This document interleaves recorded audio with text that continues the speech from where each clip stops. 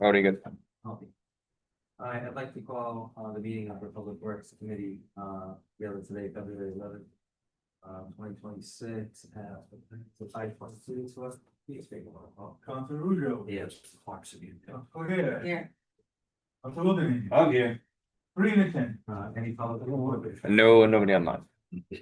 Okay, so, Councilor, Wilden, take number 2, please. Number 2, an ordinance for the amendment of chapter 347 of the Code of Ordinances of the City of Pawtucket, 1996, entitled Solid Waste. I make a motion that we take up the ordinance. Motion by Council Wilden, second by Council Blair, that we take up an ordinance to amend of chapter 347 of the Code of Ordinance of the City of Pawtucket, 1996, entitled Solid Waste. All in favor? Aye. Opposed, motion carries. All right, so let's take this up. All right, so the last time we were here, we were talking about making some amendments to this ordinance regarding possible use. So Mr. Will, Councilor Wilden, go ahead. Yeah, after talking with Solicitor Milos and the clerk, I don't think that we need to amend it because it's already stated in the summons that if somebody gets cited, they get a summons to go to court. They got a choice to pay it within 10 days, I believe the summons states.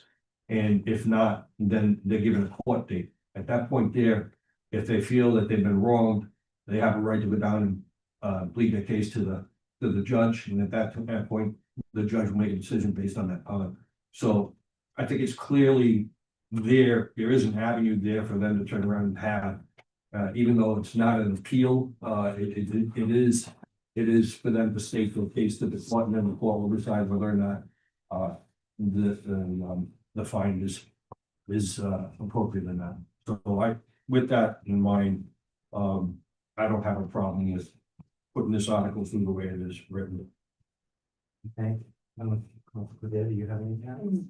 All right, so would you? I'll make a motion that we approve the ordinance as the ordinance on the ordinance for chapter 347 of the Code of Ordinances of the City of Pawtucket entitled Solid Waste that is passed as is. I've been also a Council Wilden, second by Council Blair, that we approve to send to the council for approval an ordinance and amendment of chapter 347 of the Code of Ordinance of the City of Pawtucket, 1996, entitled Solid Waste. Any further discussion? Clerk, would you please take a roll call? Council Rujo. Yes. Council here. Yes. Council Wilden. Yes. 3-0. No further business coming before this committee. I make a motion to adjourn. Second. All in favor? Aye. Opposed? Motion carries.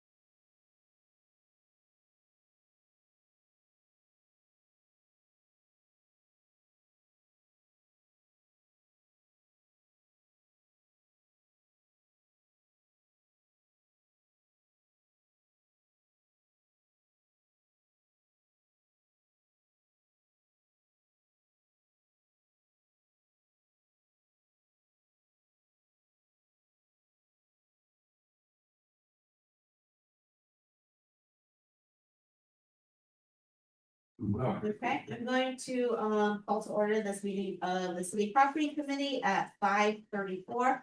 Clerk, can you call the roll? Council Scoviac. Yes, here. Council Ruzo. Yeah. Council Moreno. Here. Okay, is there any public input? No. So Council Region, number 2. Item number 2 is communication from Kyle Johnson, Director of Zoning and Code Enforcement, President Terrence E. Mercer, easement for ramp at 3 Exchange Street. Motion is to file and take out the communications. It's been motioned by Councilor Rufus, second by Councilor Moreno, that we file and take up communication from Carl Johnson, Director of Zoning and Code Enforcement, to President Terrence E. Mercer about an easement for ramp at 3 Exchange Street. All in favor of taking this up? Aye.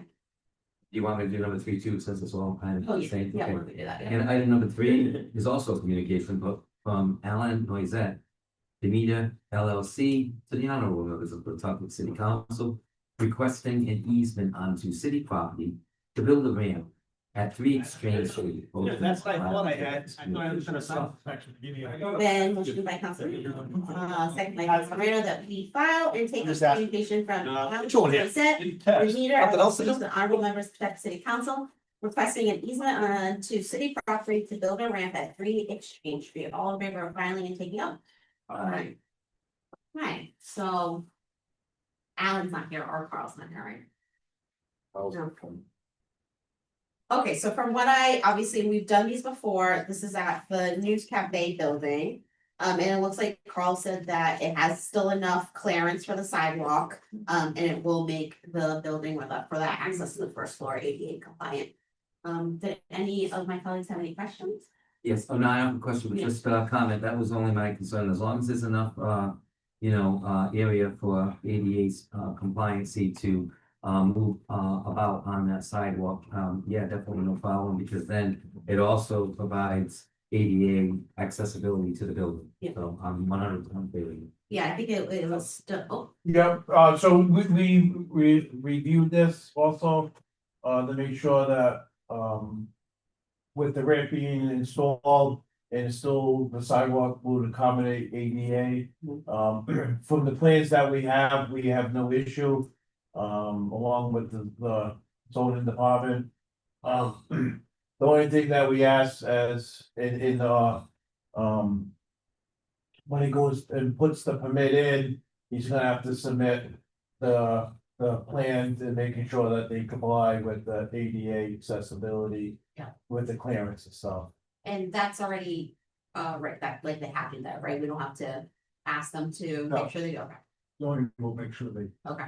do whatever they have to do. Okay, Yeah, sorry, I didn't we'll realize you go were through doing that. public works, that's why.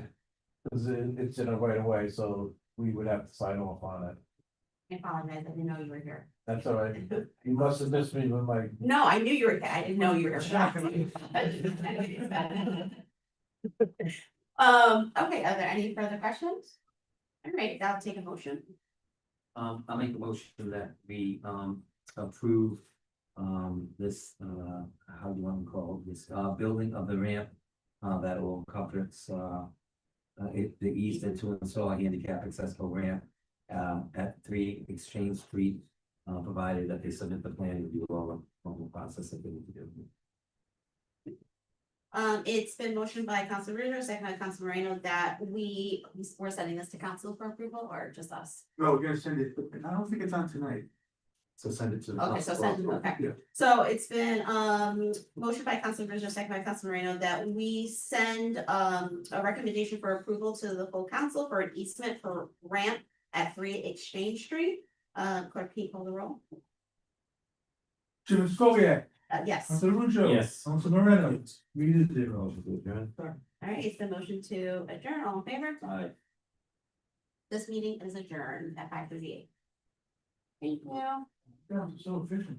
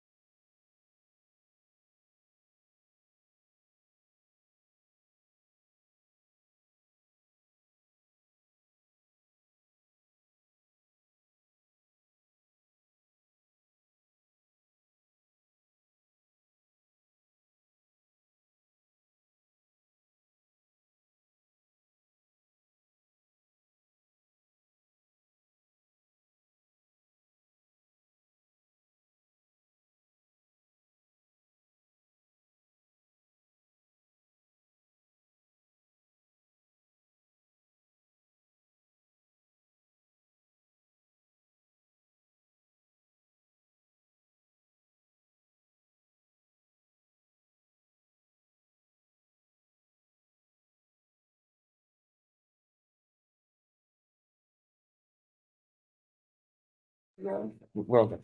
Sorry. Chairman Rubio, Here. Dr. Rujo. Yeah. Dr. Moreno. Here. Anderson. Chair, just for the record, Yes. that third claim, performance group, like fleet response, that's been paid by the trust. Okay, So that's all, that one is all well said. set. So we do not have to go over that. No. Okay. All right, Counselor. Oh, and I do have, Oh, I'm sorry, is there any public, yes, I don't know, I do know, I know Mrs. Miles is in here. Yep. We did, I have those letters, you do, I have them all printed, you have his recommendations? Yep. unless there's updated ones that I don't know of. No. Okay, all right. Any public input? No. No public input. You did? You I got that? don't know what is that. The That's it. letters, The recommendations from, he has them, Yep. have them, perfect, we're ready to rock. Counselor Ruja, could you please take number 2? Item number 2 is vehicle claims. I'm first gonna take up the claim of Israel Thomas for $127.36 for a pothole. My motion is to take up the claim. Okay. It's been moved by Counselor Ruja, second by Counselor Moreno to take up the claim. And we have a letter by Counselor Myros. Any discussion? Pretty straightforward. I think, yeah, Okay. I think it was pretty straightforward, as you say, and it was, within 2 days, really, when it occurred, so I will make a motion to approve this claim in the amount requested. Okay, motion's been made by Counselor Ruja to approve the claim and second by Counselor Moreno to approve Israel Thomas for $127.36 for a pothole. Rick, will you take a roll call, please? Chairman Rubio. Yes. Dr. Rujo. Yes. Dr. Moreno. Yes. 3-0. Counselor Moreno? Yes. Item number 2. Item number 2 is a vehicle claim from Lupa Claims Management. In the amount of $824.70. Cents, is for a. Police vehicle. Hold on, low. Hey.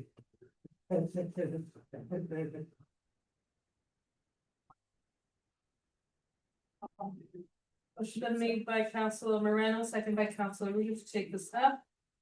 Approve the claims management for an amount of $824.76 for a police vehicle.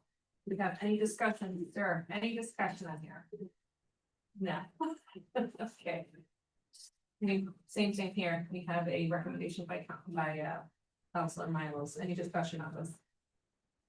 So the recommendation I made, was to approve, by Council Miles, so I will make a motion to approve the payment of $824.76 to Ripta Claim Management. I do have a question on this. I'm sorry. Yes, please. There is a cost. Well, one, does DPW agree with the cost? I know that Councilor Milo said unless DPW disagrees with the actual amount. It will take to. I'm not aware of that one. I can look at it and. That's Quick, yeah, I can look at the report. I don't. I'm looking. Nope, at it's the on old this- report. On the second one, right? Ripta Claims Management, With It's here. police vehicle. city's DPW does not agree with the labor cost that's forward, and the Ripta appraisal. That's what I'm asking. Yeah, do you have the RIPTA appraisal? I do. Do you mind if I just look at it quick and? It's on the amount of $824.76. The other question I have there is a fee. That is more of. The truck not moving along for. Not only did the vehicle get damaged, but not rolling, that rolling time frame. We need to purchase and pay for that as well. Sure. He was asked.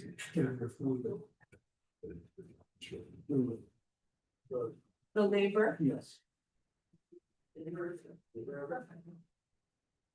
It's the labor cost.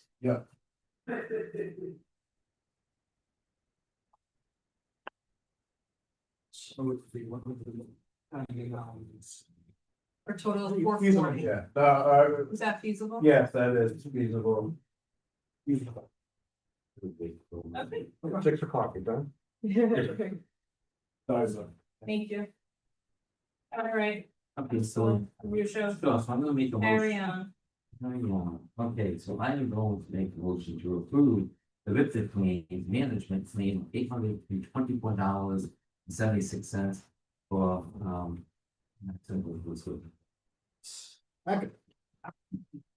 Perfect paint management, 24-26 for police vehicles been, motion's been moved by Councilor Ritter, second by Councilor Moreno to approve this claim.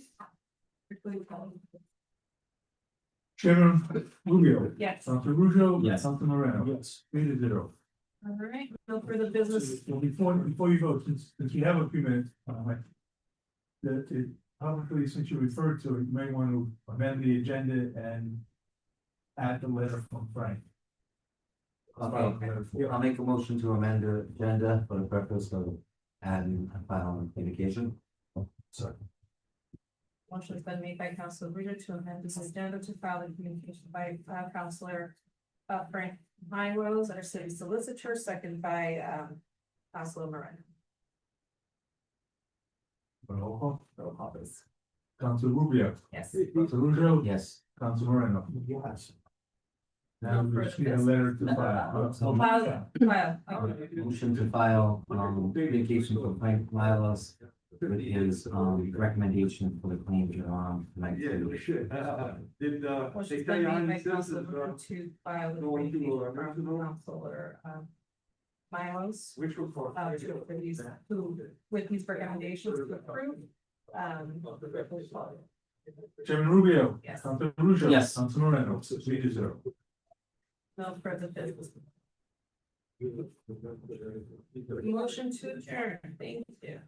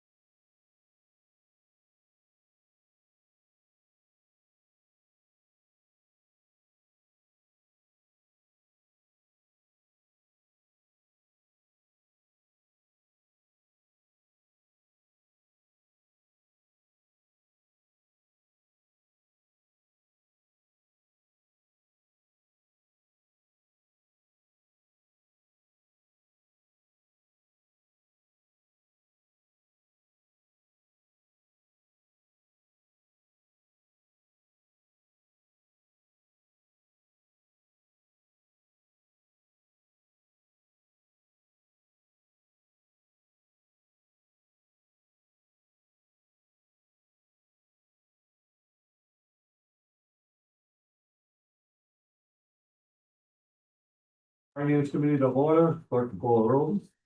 Council Wildenhain, Here. Council Moran. Yeah. Council Rubio. Yeah. 3 in attendance. No public input. Number 2, Council Rubio. Item number 2, an ordinance repealing and replacing the schedule of the pay rates for local 10-12 in IN 88-12, the code of ordinances of the city of Pawtucket, 1996, Pawtucket Water Supply Board reclassification. I move to take this up. Second. Been moved by Council Rubio, second by Council Moran, that we take up an ordinance repealing and replacing the schedule of pay rates for local 1012 88-12, the code of ordinances of the city of Pawtucket in 1996, Pawtucket Water Supply Board reclassification. All those in favor? Jim? Yes, over the past, probably started 5 years ago, we've been having a really hard time, A, retaining staff, and B, if they do, we just can't replace them. And we really noticed it in our T&D department, which is our outdoor construction guys that are out there in the middle of the night fixing leaks and stuff. In particular, backhoe operators, we normally have 3. At this point, we have 0. Fortunately, we have a crew leader who does have a backhoe license, and he's helping us out a lot. But a lot of times we're hiring private contractors and having them dig our holes now. Yeah. So, we started working on this probably 3 years ago. We've finally gotten here. It's not much, but it's an attempt to try and at least retain the employees we have. I don't think we'll be able to recruit backhoe operators anywhere near that pay range, but Yeah. The key right now is to stop the bleeding and keep the people we have, and maybe you can attract somebody. Do we used to get from DPW, a lot of guys from DPW used to come your way? Yeah, Did it? yeah. And does that seem to stop or? yeah, it's actually going the other way now. Oh, really? Yeah. But we're losing guys. We lost a couple of guys to electric boat. Yeah. Private contractors, these guys get like $50 an hour for a private contract. And there's just so much work out there, Mm. But unfortunately, these are the guys that make us look either really good or really bad. And luckily, they always make us look really good, but we're at critical mass now where we're struggling to keep up and to do the work, like the new service installations and stuff. So Yeah. we're farming a lot of it out. It's kind of like a Band-Aid approach. Yeah. You just kind of fill in the hole. Yep.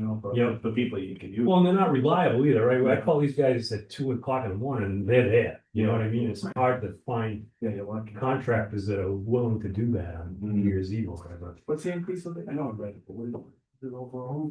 What that? was the increase? What'd you go from? It's on average, it's 2 pay grades, Okay. which is, yeah, it's like $1,000. It's not a lot. And what you mentioned too, like, I think the intent is to try to keep it, we can keep it, the talent within in-house instead of going external. Yeah. That's the goal. Do we have folks in-house that are interested in those positions currently? No. I think We're with gonna be the recruiting. increase, I Yeah, think we've it would been- be interesting. Well, that's what I'm saying with the increase. Yeah, maybe. We've been recruiting for 5. We lost our first backhoe operator probably 5 years ago, and we haven't been able to replace that person. And then we lost the second, and we lost the third one. Is there anything, just a thought to it? I've said the same thing at DPW, the guys need a CDL if they're gonna work in DPW. Yeah. And we've got people that, sometimes they're good employees, but they don't qualify for, Right. with the CDL. Yeah. And I've asked in the past that, try to get a program put together that, to help them get to it, whether it's classes or something like that, and then they give us a year or 2 of service, before they can just walk away with it. We're working with DPW on our utility workers. We used to require a CDL walking in the door.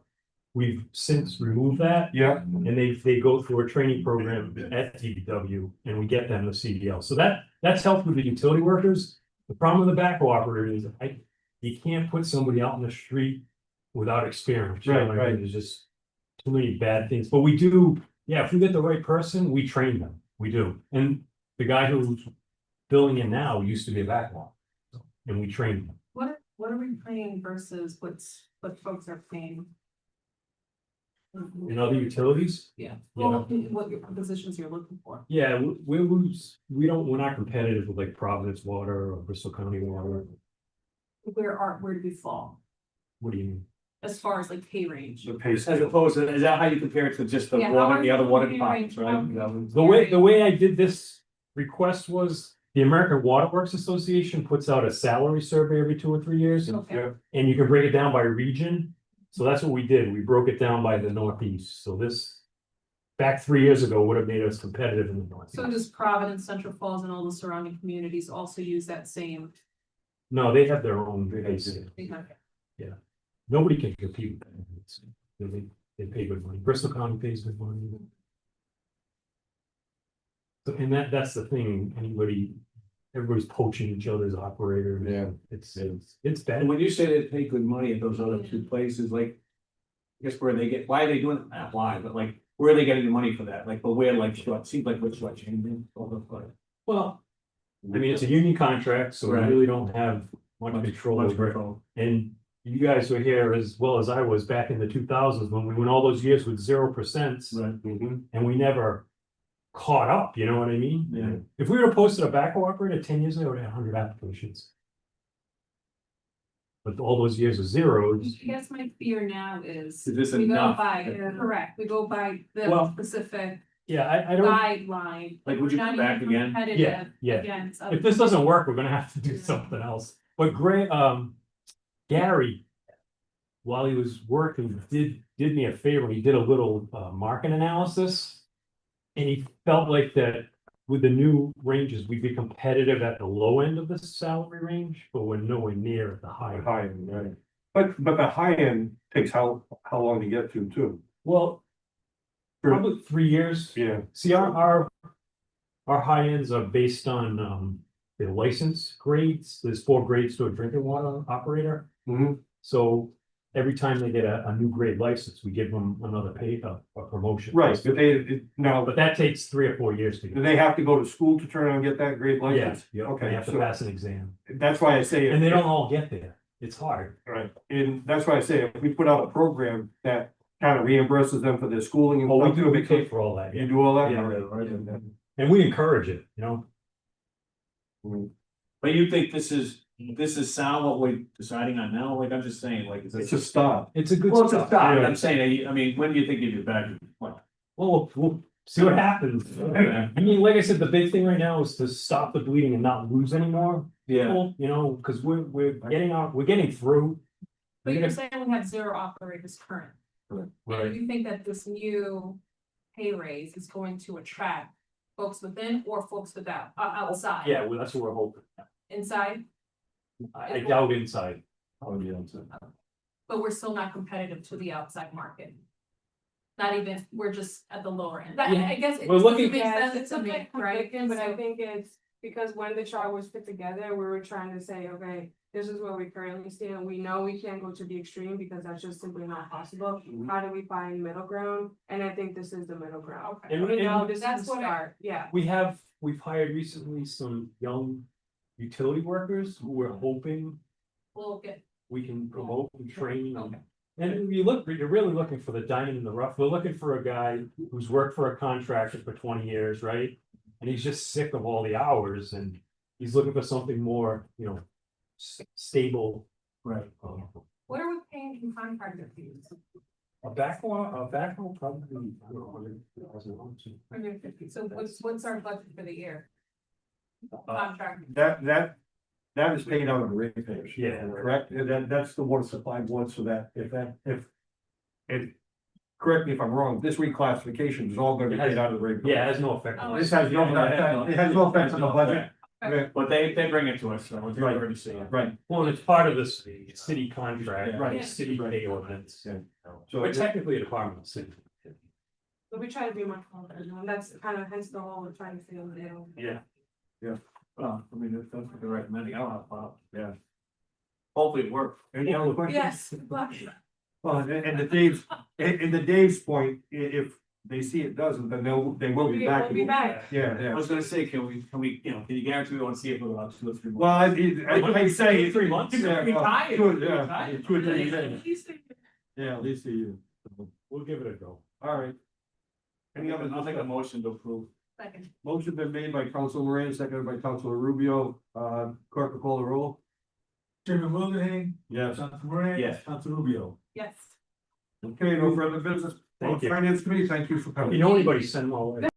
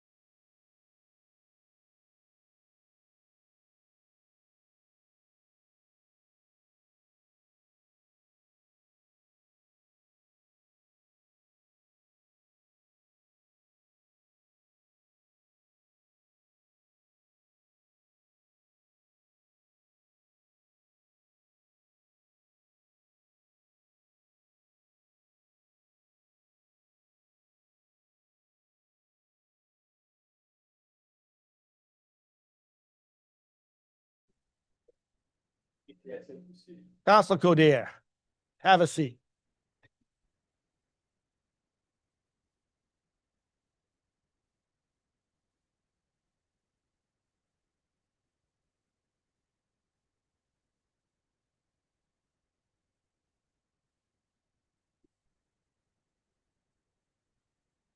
Okay.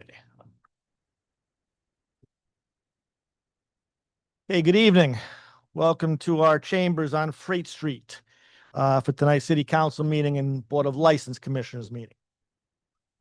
First thing on our agenda tonight is a couple pre-council matters. We're going to take first a discussion about the tree canopy plan. The folks who are here for that, could you please come forward?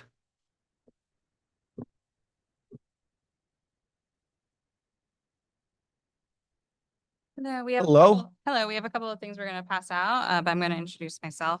Good evening. For those of you who don't know, I'm Kyle McElroy. I'm the city's resiliency manager. I was hired in June 2025, this last year.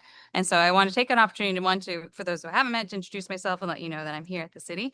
But then I also want to thank you for this opportunity tonight to introduce and discuss the city's tree canopy plan. And this was finished last fall. The plan outlines strategies for maintaining the canopy, including better management of public trees, identifying priority planting areas, partnering with residents to encourage private planting, and using data to direct benefits of planting trees to the areas that need it, like shade and cooling, and where they're needed most in the city. And that's all I'm going to see, because I have Danica here with Green Infrastructure Center, who was a part of actually creating this plan, and she's going to give more highlights for you all, and her and Molly will be able to answer some questions afterwards. Thank you, Kyle. Yeah, make sure the green light's on too. Yes. Good evening, City Council. My name is Danica Xavier, and I'm a senior at Tolman High School. I'm also a Pawtucket Community Tree Advocate with the Green Infrastructure Center and a founding member of the Pawtucket Greenway. I'm honored to be here tonight to speak about Pawtucket's Strategic Tree Canopy Report, which was published in fall 2025. This is the first urban forestry plan for the city of Pawtucket. The plan provides an overview of what the tree canopy cover looks like today and establishes a citywide tree canopy goal and strategies for reaching that goal. First, who is the Green Infrastructure Center? We are a nonprofit organization staffed by planners, landscape architects, arborists, and community organizers. Our mission is to help communities evaluate green assets and manage them to maximize ecology, economy, and culture. We do this through mapping land cover and urban tree canopy, and many of the other activities you see listed on this slide. You might ask, how did the city of Pawtucket get involved with GIC? The city of Pawtucket applied to GIC's Urban Forestry Technical Assistant Program in winter of 2024. Pawtucket was selected as one of the first communities to enroll in the program. We formed an ad hoc committee composed of city staff and local stakeholders in April 2024 to complete the first phase of our work, which spanned 10 months. This is a two-phase program. In phase 1, GIC provided technical assistance through completing a spatial analysis of the city's land cover, mapping tree canopy cover, and completed a review of city's codes and ordinances. Finally, we were able to generate numbers to understand how Pawtucket's trees are contributing to the health and well-being of its residents. This helps us understand how much air pollution, stormwater volume, and non-point pollution the city's trees are currently absorbing. We concluded the first phase of the project with an open house event where the public provided feedback on local flooding and what strategies they'd like to see the city take to maintain its tree canopy cover. The second phase of our work started in fall 2025 and is ongoing. This work is all about community engagement. The Pawtucket Greenway grew out of this work. They are a diverse group of residents dedicated to creating a healthier and greener Pawtucket who meets monthly to discuss their vision for the city. Recently, the group identified Gallego Field on Mashasuk Industrial Highway. We had trouble with that one too. Mashasuk. Yeah, right. As a green space needing an upgrade. A GIC landscape designer is currently working with Pawtucket DPW and community members to create a conceptual design for the space. GIC and Pawtucket Green Life is actively pursuing implementation funds to implement that vision. We have funding to plant trees and are using community input to guide our tree planting priorities. We also receive funding from the Pawtucket and Central Falls Health Equity Zone to continue this work and get young people engaged. Our land cover analysis used land satellite imagery from 2022 and found a significant disparity in temperatures citywide, as much as 55 degrees Fahrenheit. This analysis revealed that 100 Freight Street, right where we are standing, can see summer surface temperatures as high as 149 degrees Fahrenheit. In contrast, homes along Pleasant Street and Oak Hill benefit from high canopy cover near Max Reed Field, thus experiencing far lower surface temperatures in the low to mid 90s. That's a big difference. A 2019 report from the Union of Concerned Scientists looked at different scenarios for cutting carbon emissions. We are currently on track to see 9 days per year over 100 degrees Fahrenheit in the next 10 years and as much as 19 days above 100 degrees Fahrenheit. In the later century, this stresses the importance of planting trees today so that they can mature and provide shade for these extreme temperatures. GIC's land cover analysis revealed that Pawtucket has one of the highest rates of impervious in the state of Rhode Island. Over half of the land is covered in pavement, concrete, buildings, rooftops, etc., which does not allow the absorption of water and contribute to extreme urban heat. Of the communities that GIC has analyzed, Pawtucket has one of the highest rates of imperviousness and lowest tree canopy cover. Of the pervious area that GIC mapped, we found lots of potential to plant trees. We added small and large virtual trees to the pervious areas and found that Pawtucket has a lot of room to grow its canopy. In phase 1, GIC worked with city staff and local stakeholders to establish a citywide canopy goal. The group decided to maintain its current tree canopy at 21%. Even though the goal is to maintain the canopy, we know that trees are lost due to removal, storms, pests, and disease. The numbers you see above incorporate estimated annual tree loss over the span of the 10-year goal. Pawtucket, East Providence, and Barrington all established a goal to maintain its current tree canopy, whereas all other communities where GIC is working have established goals to increase its tree canopy by 1 to 2% over the next 10 years. If we dig further into the data, we see that wards 1, 5, and 6 have the highest rates of impervious cover and lowest tree canopy cover. The second half of the strategic tree canopy plan lists the top 5 strategies the city needs to implement or support in order to reach its canopy goal. These include 1, to revamp the city's Free Street program to allow the city to plant trees in front or side yards. 2, hire or contract a city arborist to manage city trees. 3, publish an urban forest management plan that encourages the routine and equitable maintenance of the city's public trees. 4, complete and maintain a citywide inventory of public trees. And lastly, launch a public education campaign to increase awareness about the benefits of trees. So, how can city council members help? You can help promote the city's free tree program, advocate to carve out a budget to hire a city forester, advocate to budget for an urban forest management plan, ask the Parks and Trees Commission to lead and report on tree-related events and tree inventory data. This should be incorporated into the annual report.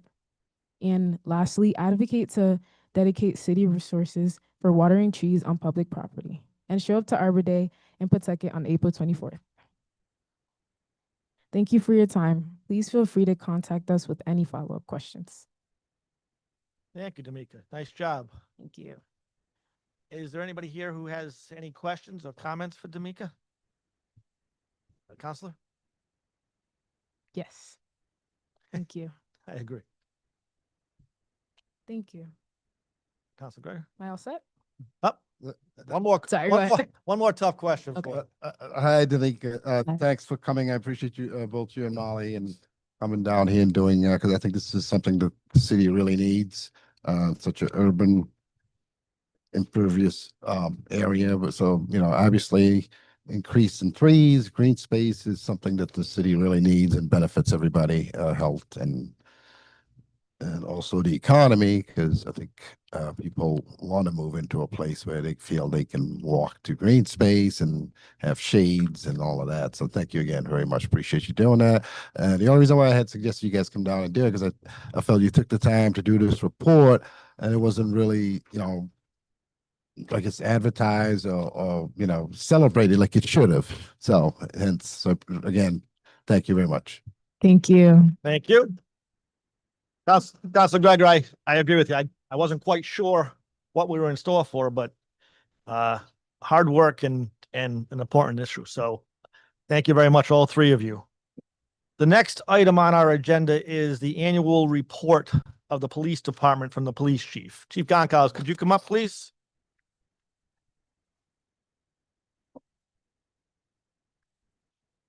Thank you, Chief. Hello, I forgot it was the first meeting of February. right? That's going to be a hot act to follow. Yeah. So I'll be relatively quick. I'm going to talk about some of the things we've done in 2025. I'll talk about some of the statistics for patrol.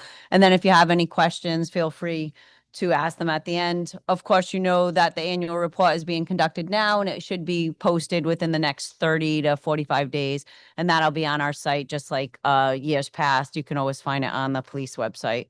So some of the things that we have continued to be involved in, obviously, with our community policing unit is our Kind Hearts campaign with the seniors. Our canines obviously are very active within the city, National Night Out. We're very active in Special Olympics, Trunk or Treat, and a lot of community events that the city holds. We obviously participate in, and we go beyond that step. We have a lot of volunteers throughout the police department that participate in things like Special Olympics so that we give back to other communities. So we're very actively involved in that stuff. Some of the things that we've done last year is we've instituted a new phone service. We've had some hiccups with the phone service, but everything should be up and running now.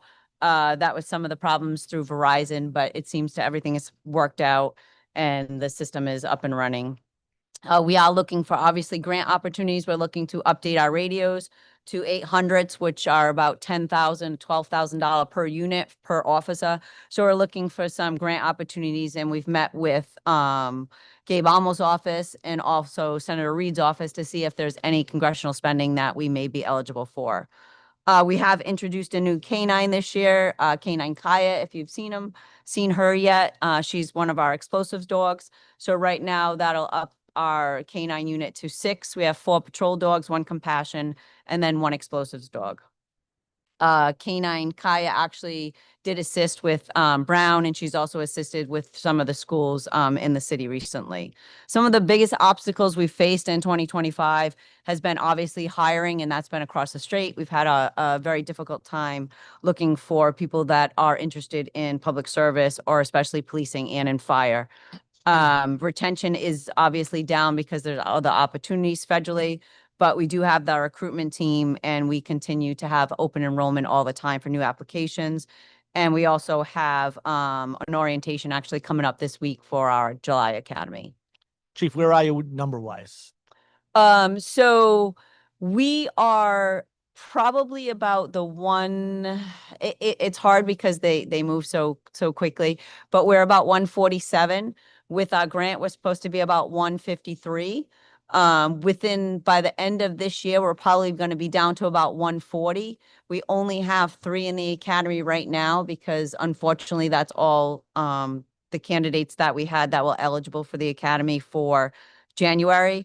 So, I mean, if we could put 10 to 12 in July, we would, but I don't think we're going to get that many candidates where we'll be able to narrow it down to that. And you said down to 140 for retirements? Yeah, probably by that June date. We've had a few offices leave for other opportunities federally. I can say that I've had some offices leave that have come back to us. You know, they've experienced on the federal side and decided that Pawtucket was the place they wanted to be. So we're 3 for 0 right now. So I'm hoping this last one comes back too. But I mean, we never fault them if they're looking to expand their careers. So, you know, we give them a good letter of recommendation and hopefully, you know, it works out for them. If not, you know, we always open the door for them to come back. But it's just, it's across the state, it's across the country. It's not just here. But so that has been very difficult. We're going to be starting the process for the next academy right now.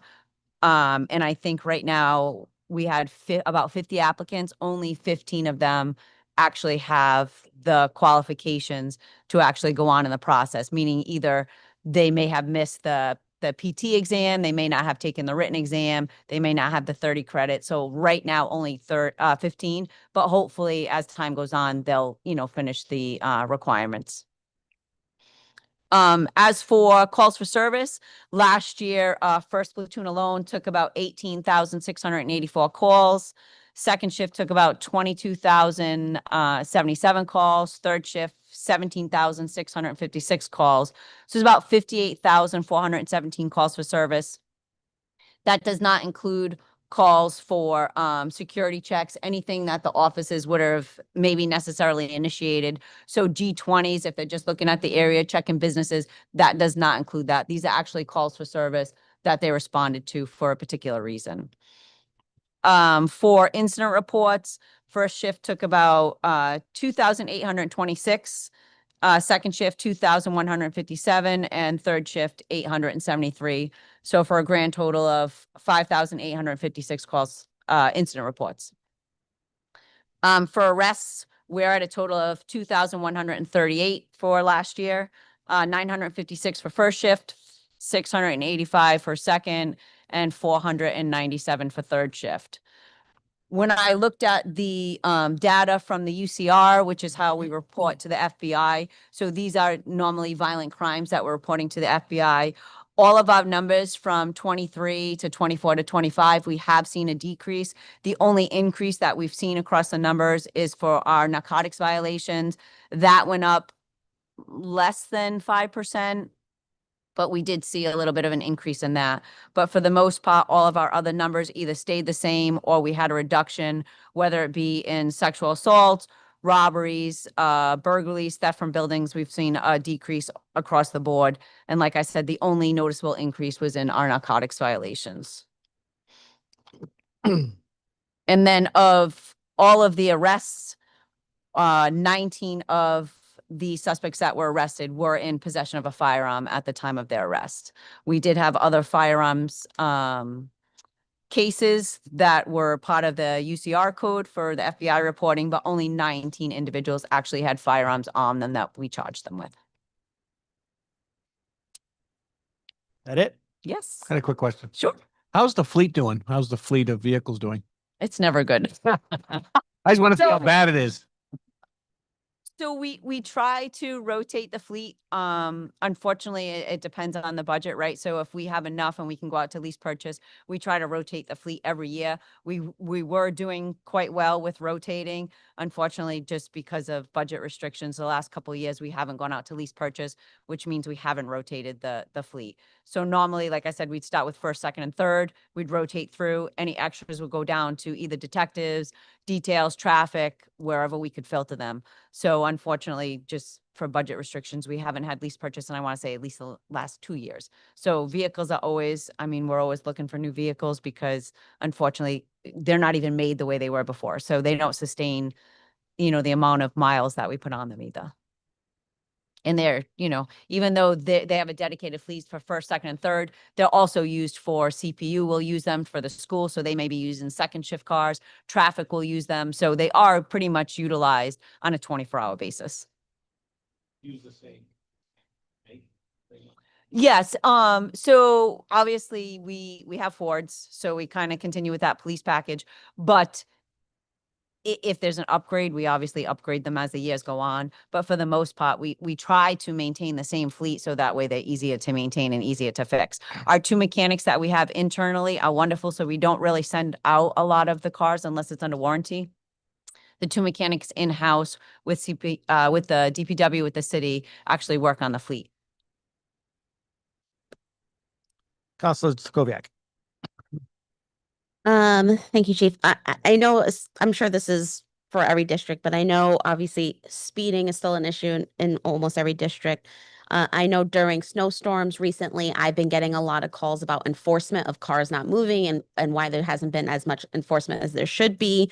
I've been getting a lot of calls about too many cars on the street, some not moving for a long time, some don't seem registered. So can you just kind of fill me in of like behind the scenes, like, is that still very important to you guys? And like, what is the process of like, if a constituent calls me and says, this car hasn't moved in a month, like, what is it from us that we should be communicating to you guys to make sure that enforcement is happening in terms for what constituents need? Right. So I can tell you that this past snowstorm over the weekend, we tagged 1,300 cars. So although people don't realize how much we're actually out there enforcing the snow ban, we tagged 1,300 this past one, and I want to say almost 800 the last one. So close to 2,000 for the snow tow. What ends up happening with snow tow, obviously, is we're restricted by the amount of tow companies that we have. So we'll usually put them out with an officer in the district, and we tow as we see them.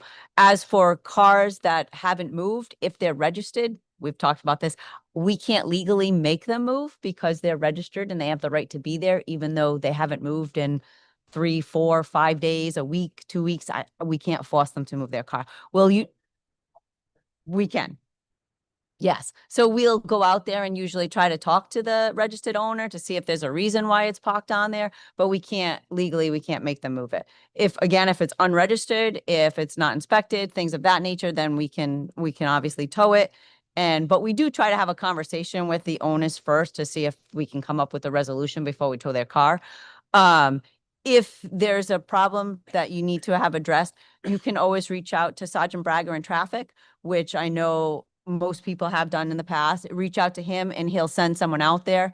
As for with the speeding, if we have an issue in speeding in a certain area, we'll put the trailer out. The trailer does do a data collection for 2 weeks, and then we'll generate the report, and we can tell you how many cars have passed through the trailer. We can tell you what time of day. We can also tell you what the average speed was, and if you've had anything that was on the outskirts of that. As for the poll ones, they do not collect data. Yeah. So the poll ones are just a deterrent, and we move them around when people complain about the speed, but we do tell them, listen, it is a deterrent and it will reduce the speed, but we're not collecting data off that because that's about $10,000. I want to say a month to continue to collect the data. So although the poll cameras themselves only have the poll speed is 10,000 to purchase, then you have to have a special subscription for them to collect data. So only the trailers collect data. Okay. Council Gregor. Just to follow up on Councilor Malini's question, because that's kind of like that's the kind of calls I've gotten a lot because of the snowstorm, and especially in areas where you have a lot of multi-family homes, and there's generally a parking issue to begin with. Yes. And then when people don't move their cars, it ends up being covered up with snow, and it's causing safety traffic hazards, and it's a general nuisance. So I've got a lot of frustration.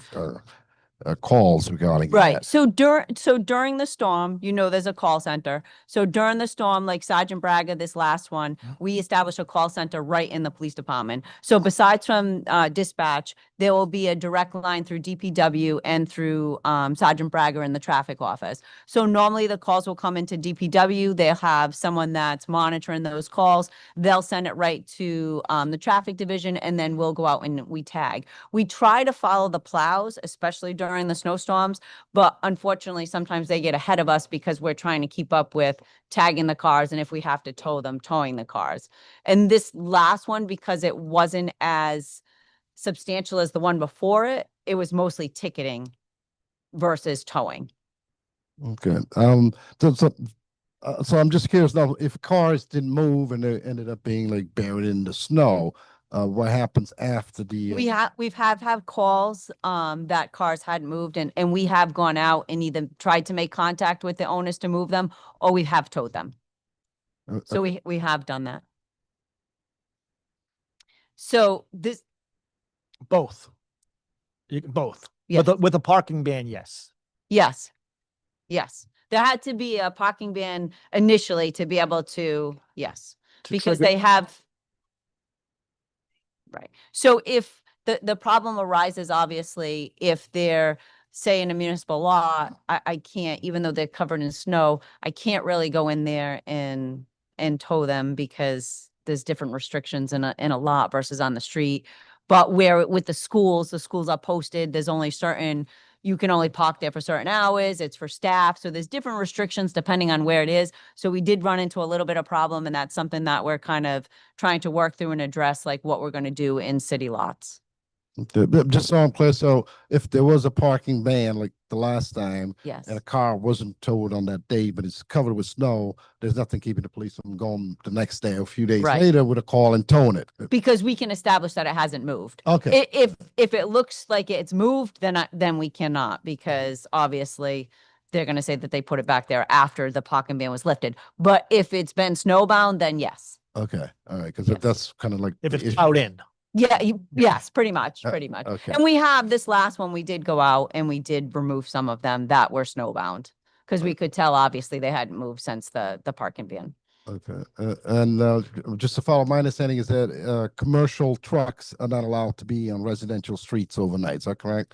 Yes, the- there is a, Between Yes. 6 PM and 7 think it's PM and 7. 7 AM, yes, and And it's over 10,000 pounds. over 10,000 GVW on the city streets. Yes. Yes. Okay, all right. And normally, if I have a question with that, I ask Council President Mercer. During my No. day job. Yes, but no, so it depends on the size of the vehicle. Like a 10,000 pounds. all right. Trailers that landscaping people are using, they put out an F-150, the trailers are not allowed to be on, if they pick up on, correct? If they're not attached to the cars, If they're not attached to the cars, what if they're attached to the car? so they're not over the limit, They're the not over weight. 10,000 pounds, what? The ordinance does say Yeah. trailer. It doesn't say attached trailer. Yes, I know. It gets a little, we try to make contact with the owners to have them move it, because it does get a little contentious. That's the other point you make too, that the parking trailer, the trailer. They do. Take off. Oh. They Right. do. Yes. And that's, No. No.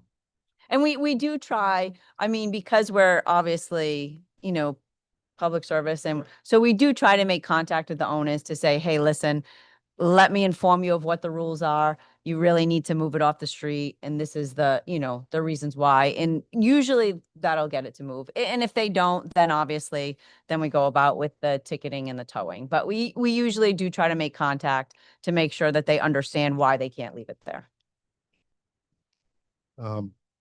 Just one final question, and thank you for coming down, Chief, and Nope. giving us the report. It's always helpful. The only question that I had is in terms of minority and women recruitment, how is that going, and what sort of avenues are you? So exploring? I would say over the past few years, we've actually had an increase in minorities applying to the police department. And we've seen not necessarily an increase in women. And that's still a struggle that we have. But our last academy class, we had 2 women and we had 2 minorities out of 5. So I think that we've done pretty well with getting the word out there. And I think it's more of a representation of what the city itself looks like right now. I would say that we have a hard time breaking the barrier as to why people want to come into public service. So we're trying to start off within the schools, like we have our Explorers program. We try to in the high schools, we go to the local colleges. So we try to be as actively engaged in the community to let them know that this is an opportunity, especially in Explorers, because we'll take Explorers from Pawtucket, Central Falls, and Cumberland right now because they don't have programs. So it gets them to see kind of, not only are they from the city, but they get to see kind of what public service is within the city within they live, right? So we try to, and this is one of our larger Explorers programs. We have 10 kids in it right now. So we do try to get them engaged at a younger age and kind of show them what policing is all about. And then at the end of the year, which I didn't mention earlier, is in June, we also sponsor them for a camp in Narragansett through the Boys Club.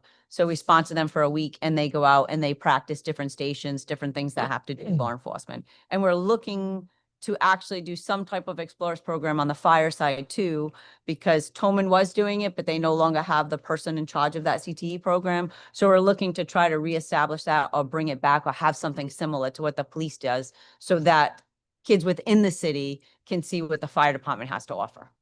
That's great, thank you. thank you. You're welcome. Councilor Skoviak. We still have a Go team, right? We're still partners. We have a Go team. Yep. So we have Family Services, which we have a member that works certain hours and she will go out to any violent crimes and she will talk to whether it be a child of a violent crime or a victim of a violent crime, and she provides services. We also have a gateway clinician that goes out when we have any mental health issues, and we also have a domestic violence advocate. So we have several advocates within the city that work with the police department individually. They have hours. They're actually stationed within the police department, and then they'll go out. And we just did actually a roll call training to introduce them to, because obviously we have an influx of new offices all the time. So we have introduced them to the offices so that they know what resources are out there. And we did introduce Language Line also this year, which you just made me think about it, which means if someone calls in and there's a language barrier and they're calling into the station and it's a non-emergency, because obviously if you're calling an emergency line, you have Language Line through 911. But if you're calling the station itself and there's a language barrier, we have the option to now call in a third party right on the phone, and they can translate in a whole host of different languages so that we can communicate right there on the spot. And our offices have also been trained on it. So if they're out on the road and they have a language barrier, they're also allowed to call this language line and it'll translate for them. Thank you. You're welcome. So, no, not at all. You can't. It's not public participation. No. You can talk to her, you can talk to her online.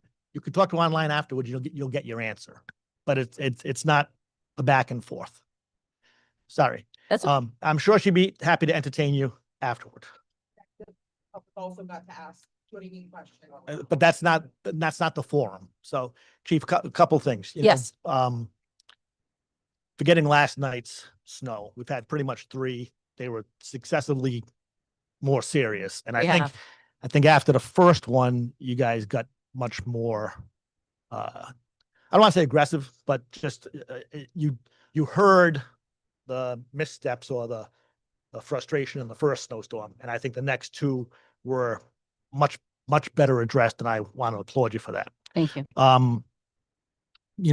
Back when I first got on the council and way before that, Councilor Barry was always, hey, get out of the police car, interact, community policing and all the rest. So I went to the last ever Tolman Shea basketball game at Tolman a couple nights ago, and there were 4 officers there, 2 men, 2 women.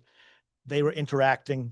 One of the young female cops was, fist pumping I think it makes a difference. And when you ended up trying to recruit at the high school too, I think they see that. Some of them are the younger kids, but even the high school age kids, I think that's a good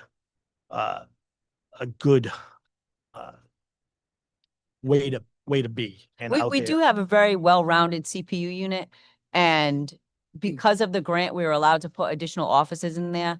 I'm doing everything I can to keep them in there and not pull them back into patrol, because obviously patrol is where we need the numbers. So sometimes when we need numbers in patrol, those are the first units that we have to pull from.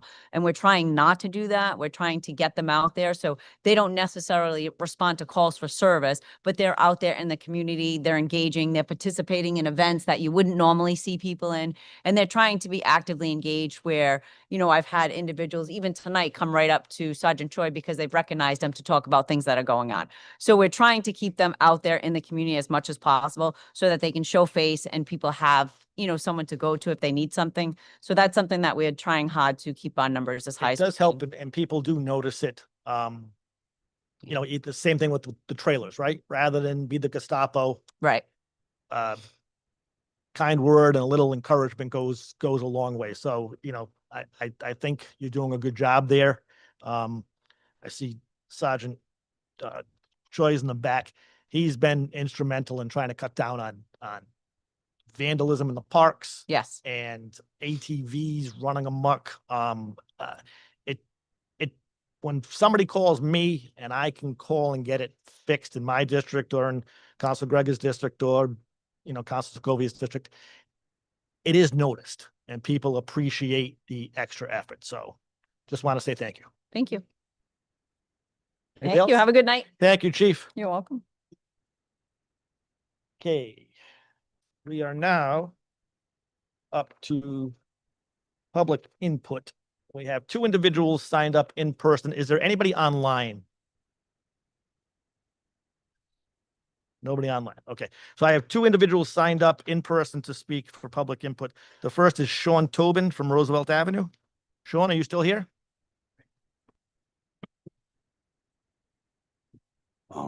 Greetings, City Council. Pleasure to see you guys. Thank you for having me here. Thank you. I have been a Pawtucket citizen my whole life. The last time I spoke at a city council meeting was about 2 decades ago. It was helping to not only organize, but to properly install the Pawtucket skate park, which did get built in 2009 by local skate park contractors, 5'9". Oh, excuse me.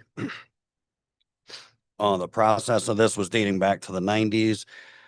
I've been an avid skateboarder my entire life. I've worked with Go Skate out of Las Vegas since 2012, which not so much recent years, and so on and so forth.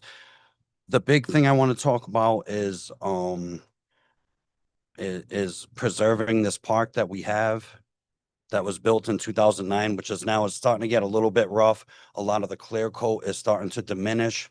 I had spoke with some city workers, and I am not here to bash them in any way or any form, but there was some power washing going on, and there was, some kids scribbling or graffiti or whatever it was, but some of the power washing was going along some of these ledges that we had waxed up so it's nice and smooth sailing for when we're doing tricks.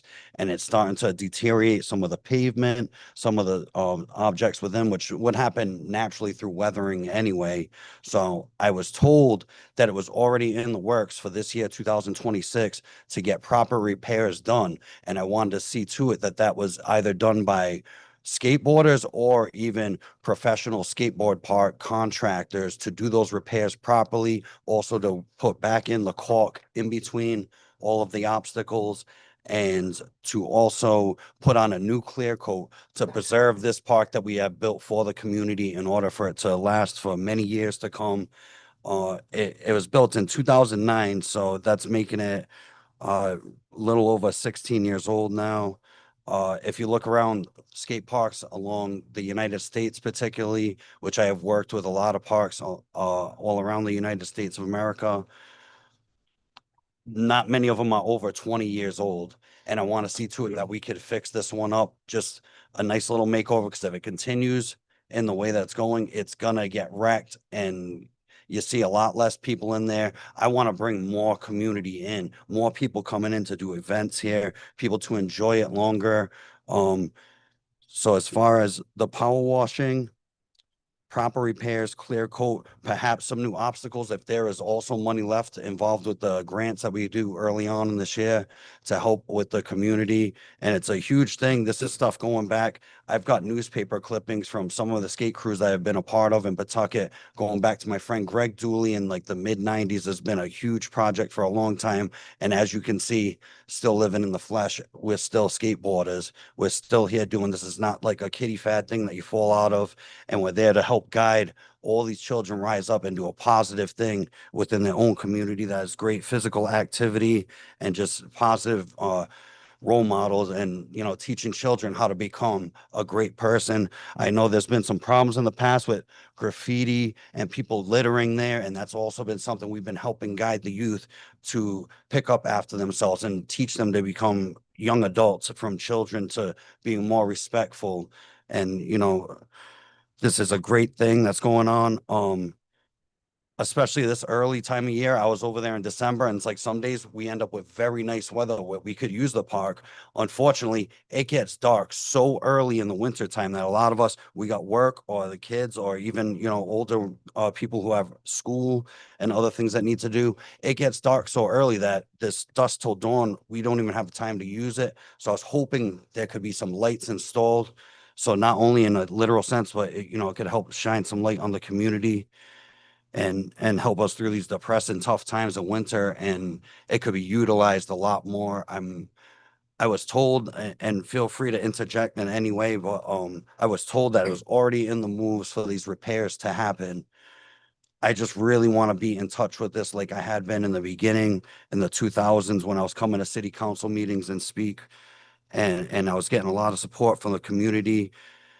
And I'm really hoping that we could push forward this and do it the proper way. The big thing that I was talking about in those council meetings yester decade in the 2000s was it not being built by city workers and prefabricated skate park builders, legit skateboard contractors, and we're able to achieve that. I don't want to see, as much as I have faith in the city workers doing great jobs and repairing things, I don't want to see something like this get messed up in some sort of way by being done by someone who is not a skateboarder and doesn't understand the concepts of doing these jobs properly. There's been some repairs that some of us local skateboarders have done, and they've been blasted away through extreme power washing. I was hoping something in the near future, and I know a big part of it was they got to do their annual checkups, and there is some of the graffiti they had to get rid of. In the past, there was some flat primer that they had used, which kind of led to it being slippery, but it was actually better than the power washing and preserved the smoothness of the surface a lot better. So I'm hoping that could be something addressed. I don't know if that'd be with you guys or more Public Works. I think I was going to make a suggestion that the Parks Commission meets, if I'm not mistaken, the second Tuesday of every month. Okay. And generally speaking, the Parks Director and frequently the DPW Director are at those meetings. It would make sense for you to go down and talk to them, bring some stuff with you about materials and about ways to fix it. That's probably your best bet to at least put it on their radar that, you know, this concrete is not necessarily this concrete when you're fixing things, right? And I think they would appreciate and value your input. So that probably your best bet is to try to, matter of fact, I see a member of the Parks Commission nodding her head right now. She might be able to talk to you right afterward. All right. All right, I appreciate that. And also along with it, if you look at there's a skate park in Providence that's been there since 2005. They have done upgrades over the years. In 2013, they built a few additions, and then also I think it was about 2 years ago, they built a huge addition where this park is like twice the size, and it's been nothing but positive outcome from it. And I was hoping maybe even just adding some more obstacles when we go about that. Okay. Again, that the best way to start that dialogue is at the Parks Commission. All right. I did jot down a number of things. I'll talk to them, but that's your biggest bang for your buck. All right. Appreciate Alrighty. that. Thanks for coming. All right. Thanks for coming down. Thanks. Oh, yeah. Quick. I just want to thank you for setting that park up. I didn't know that. I mean, it's a great thing. I'm for anything that keeps the kids off the streets. My son and his friends use it, and so it's a great thing. You get a lot more participating children who didn't used to do skating gotten into it. So that's great. And as President Mercer said, Mary Healy from the Park Commission is here. I would definitely speak to her. They have their meetings. They could probably kind of help out. The DPW director is generally there as well, and the Parks director. So the best place for you to initiate that. We'll give you whatever support, get some recommendations. All right. I appreciate you guys. Thank you. Thank you. Thank you, Sean. Good. We have one more individual signed up, Mr. Michael Pompelli. Mr. Pompelli, how are you? Very well. So, wanted to comment on the purchase and sale agreement that's on tonight's agenda to be referred to the property committee for the AmVets Post in South Bend Street. The school committee passed a resolution to acquire this property and also the house that's next door that's currently on the market, which I assume is still in negotiation with the city, unless they've given up on that. I appreciate that School Committee Chair Bonallo is here, shared at last week's school budget presentation that these property acquisitions are to allow for the widening of South Bend Street to add a right turn lane to Division Street to ease congestion associated with the Unified High School. I said before at a previous meeting that acquiring these properties seems to be fiscally irresponsible when we're already considering closing schools and layoffs in the school department to balance the budget. And when the city's financial advisor warned of 6% property tax hikes to cover debt service on our school construction bonds. Even if a portion of the construction bond has been set aside for these property acquisitions, if that portion isn't actually borrowed, we don't have to pay the debt service on it. Property acquisition is also not reimbursable by RIDE, and neither are demolition and construction costs for roadway improvements, maintenance of the additional roadway, or the loss in property taxes from taking these parcels off the rolls. I believe AMVETS is exempt, but if that property were to be sold to a different owner, they would be paying property taxes. The need for the lane itself is also entirely unnecessary. I've worked in transportation planning and design for over 25 years, including roadway intersection circulation projects at about 20 elementary, middle, and high schools. If you look at the traffic study for the Unified High School that was completed by PAR in 2023, I'd be happy to provide copies if anyone wants to revisit that. Only 5% of the traffic associated with the high school uses that right turn from South Bend Street to Division Street. The traffic analysis in the study shows that with the project, South Bend Street actually works better with the addition of the project than it does today. The study did not recommend any improvements at this intersection. Adding a lane to the approach would also increase the length students would have to cross and be on the roadway exposed to traffic. This is especially dangerous for a right turn lane when impatient drivers want to turn right on red, regardless of signs or crossing guards saying otherwise. It would also require increasing the length of the pedestrian signal, which would make all traffic at the intersection wait longer and increase delay for everybody. The city's bicycle and pedestrian plan, Walk Bike PCF, actually calls for narrowing this intersection by eliminating the right turn that's already provided from Division Street westbound to South Bend Street northbound in front of Agnes Little. Besides that issue, I also wanted to comment on the letter from Mayor Grebian's office responding to Councilor Gregor's request for information on Morley Field.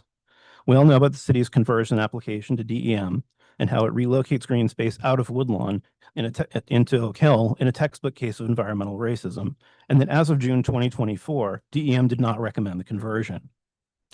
It's also false to claim, as the letter does, that the project's bringing 300 jobs, since Jerry Carlick said at this very podium in August that they don't have a tenant and are currently building a vacant building that's bringing 0 jobs. He also emphasized that the project currently under construction is standalone and does not require paving Morley Field. The city should hold them to this and reopen Morley Field. The city and our kids deserve parks and safe crossings. We do not need more pavement. Thank you.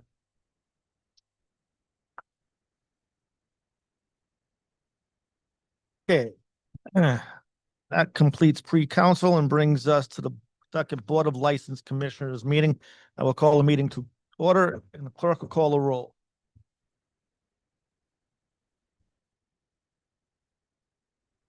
President Mercer. Here. Here. Here. Here.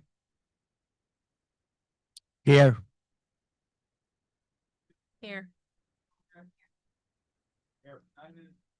Mr. President, I call for item number 1, approval on the previous minutes from January 21st, 2026. Moved by Councilor Arujo, second by Councilor Wildenhain, that approval be given to the minutes of the January 21st, 2026 meeting as prepared by the clerk. Are there any concerns, amendments, deletions, additions? Hearing none, all in favor? Aye. Opposed, motion carries. Item number 2, I call for approval of the consent agenda, starting with entertainment for a petition of Coastal Cultivator Classics for a license to have a Coastal Cultivator Classic at 999 Main Street, down to the second page, Vic House, first class transfer of Guacado Mexican Grill, 285 Newport Avenue. Moved by Councilor Arujo, second by Councilor Moreno, that we approval be given to the consent agenda, starting with the petition of Coastal Cultivator Classic Inc. for an entertainment license, down through the bottom third of page 2 with the Victualling House first class transfer of Guacado Mexican Grill. All in favor of approving the consent agenda? Councilor Gregor? Yes, in regards to the entertainment petition for Coastal Cultivator Classic Inc., I'd like to have that Hold off from separately? the consent. Gotcha. Okay, so with the exception of item A, the entertainment petition of Coastal Cultivator, the rest of the consent agenda, any discussion? All in favor? Aye. Opposed, motion carries. Councilor Gregor, petition, item A, a petition of Coastal Cultivator Classic for a license of a Coastal Cultivator Classic at 999 Main Street, indoors and outdoors, on Saturday, May 16th, from 10 a.m. to 11 p.m. with a rain date of May 17th, the same times, and music until 9 p.m. This would be license number EBT-26-4 and alcohol for this would be sold by a Class P caterer license holder. Is the applicant here for Coastal? If you folks could come forward, please. Could you give your name and your home address to the clerk, please? Yeah. All four of you? Okay. So my name is Jalen Acola. My home address is 43 Metcalf Ave in North Providence. My name is Joseph Picaris. My home address is 13 North of Platte, Coventry, Rhode Island. I own Mother Earth Wellness. I am Doreen Havanchan and I live at 133 Grove Street in Lincoln, Rhode Island. My name is, excuse me, my name is Lauren Morris. I live at 88 Kenyon Road in Tiverton, and I'm the events director at Hope Artiste Village. Okay, Counselor, did you want to ask some questions? Yes, as you know, you had submitted license and at the last meeting, we had pulled it out and denied it. So I was kind of surprised that it was back on the calendar. However, after talking to President Mercer, my suggestion is, in light of the concerns that were raised the last time, is to postpone it to the next hearing, so that maybe, President Mercer, myself, and Mr. I'm sorry, how do you pronounce your last name? Picaris. Yes, could meet and have a discussion. So my question is, Mm. well, I'm willing to have the discussion right now. Mm. This has nothing to, Mother Earth is a sponsor to this event. The Coastal Classic has been going, this is the 4th annual year that we've done this event with 0 problems. The event brings several businesses, several national sponsors, and also local sponsors, People's Credit Union, being the biggest sponsor, local sponsor of the event this year. I don't understand, and I'd like some clarification, and Coastal Classic would also, why this is happening this year. And this is a big event also for the Hope Artiste. Yes, Right. so I appreciate you saying that. Okay, so the issue initially that was raised was the fact that, Joe, can I call you Joe? Of course. Okay, Can I call you Clovis? absolutely. And I've been trying to we've reached out to you several times. As a matter of fact, today, and Jalen's reached out to you because we wanted to talk before we came to this meeting. Because postponing this again, what this does, this actually hurts the event because we can't post that the event is happening. We can't take in any revenue from the event because now we don't know if it's happening. We'd like to try to clear this up tonight if possible. Well, Joe, you stand to benefit most from this event. Is that correct? No, Coastal No. Classic, No. Coastal Classic Benefits, which is a nonprofit organization. I understand which that. I have nothing to do with. Okay, and what is the purpose of Coastal Cultivator Classic? Yeah, you could. So the purpose of the Coastal Cultivator Classic that's happened for the prior 3 years is to bring together all local businesses within the state of Rhode Island into one communal area in Pawtucket that they don't normally gather in. They would normally gather in North Providence or Pawtucket, or Providence, and they would create a festival environment, bring in music. A lot of it happens at Indian Point Park or at the main park area in downtown Providence. So the idea is to bring that to Pawtucket and bring in local businesses, a large audience, and bring in revenue for Hope Artiste Village, as well as the surrounding businesses. And the event itself is meant to be a community event that brings together people. That is the main reason for it. And Mother Earth just so happens to be a platinum level sponsor of the event alongside People's Credit Union and some other national branded sponsors that we've gained this year. And what is your like motto or purpose? I remember reading something about it. So I'm sorry, what'd you say? I remember reading something about it. It's on the website. Yeah. It's a cannabis competition, as well as a community-driven festival. Okay, but I think the aim was to promote responsible use of cannabis and No, the aim of it is to benefit the cannabis cultivators in an award ceremony that we have at the event. So the event really is a giant award ceremony that we host. That's only an hour long during the event. And then the rest of the event is a vendor marketplace with local vendors, and I get local performers and artists and things like that all together to be able to celebrate everybody in one area. And then we celebrate the cultivators and their wins at the event. Okay, so you just introduce yourselves, and none of you live in Pawtucket or live in the neighborhood where you're hoping to host the event, correct? So Years, and I am the commercial property manager for Hope Artist. Doreen, could you just come forward, just so the folks who are watching a live stream can hear? Sure, there we go. I have worked in Pawtucket for the last 10 years. I am actually very well acquainted with Mayor Don Grebian. Your Director of Commerce is always at our building. So whether we live in Pawtucket or not, I don't feel is an issue here. We are in support of all of our local businesses. I have 175 businesses within Hope Artist Village, and they all, if they choose to be open for this event, can be open. And they all benefit obviously financially from that, and it brings a ton of people and attention to whether it's our building or to Pawtucket itself. So. And those are all great things. However, my issue is that your main sponsor here fancies himself, at least markets himself as a weed dealer, a local weed dealer, as opposed to being a responsible cannabis business running a thing. So the main issue that I had with the last time is obviously freedom of speech, and he could use whatever word he'd like to refer to cannabis, but and I don't like it. The community doesn't like it, and I've expressed that sentiment to him about how.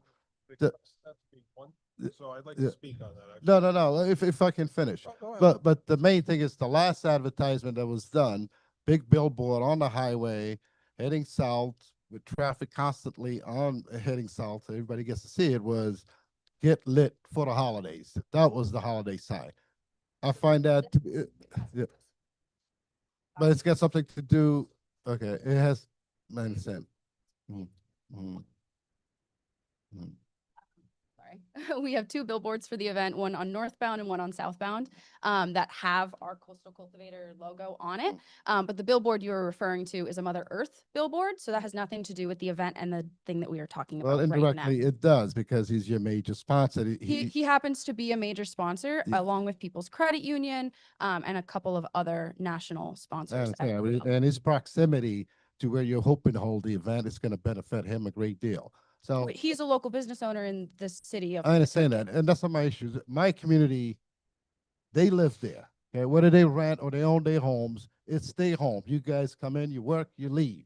Okay, but they have to. Your residents. I'm a live resident at as Mother- well. Some of them work at Mother Earth. Some of them shop at Mother Earth. Okay, no, if I could just finish though, but I find that ad to be insulting to that community. Okay, because if I may, indirectly it does, and if I just may finish and then finish, please. So, okay, so when you're advocating for the irresponsible use and abuse of a controlled substance at a time when this entire country faces a crisis of epic proportions regarding to addiction and drug use, to do that is irresponsible. Okay, it's insulting to my community. It's a terrible look for Pawtucket. So indirectly, you're being affected by what your main sponsor is doing. Okay, which is why I wanted to postpone this so we can have a conversation, see if we can resolve it. Right now, at this point, I can tell you that I'm not. I mean, as a district counselor, also the resident over there lives down the street from there. I don't appreciate the insult to my community. Just because these folks live there doesn't mean that, I don't even understand from a business concept, doesn't even make sense to insult the community, the host community where your business is located and you're doing well. So Clovis, last time we had this talk was last year when I was up in front of the council for the scrap metal license. I gave you my personal cell phone number. I invited you into Mother Earth to talk to me. Crickets. I never heard anything until we came for the Coastal Classic, which has nothing to do with Mother Earth. Okay, I welcome a conversation. I have never had, and I can tell you this with all honesty. I've never had anybody come in and complain about our billboards. I employ 140 people in the city of Pawtucket. I raise over $60,000 a month in revenue for the city of Pawtucket. I employ over 30% Pawtucket residents at Mother Earth. Mother Earth does above and beyond for the city of Pawtucket. Whenever I've been called on for sponsorships, donations, for events, I've always stepped up. I've always done it. If you had something to say about my billboards, I've never had one person come in my facility and complain about the billboards. Those billboards are state licensed billboards, okay? They have nothing, that's a state licensed thing. If that was something you had a problem with, I did put, that is a billboard that we did. It was meant to be funny and cheeky, okay? We don't let people consume on our property. We take that very seriously. I cater to a medical population. I help people get off of opioid crisis. I help people that are cancer patients. You know how many medical patients I service on a daily basis? Hundreds of people come in that use cannabis for medicine. Okay, I take my business very seriously. And if there was something that you wanted to speak to me, my door has always been open. I've texted you. I have text messages in my phone that have never been responded to you. I can show all the other councils now. I welcome a discussion. If there was a problem, I wish you would have come to me. But like, I've cleaned that whole area up. I do everything very responsible there. I employ 2 retired Pawtucket police officers. One was the mayor of Pawtucket, and Percy that just came on, I forgot what he did, but he was higher up in the ranks.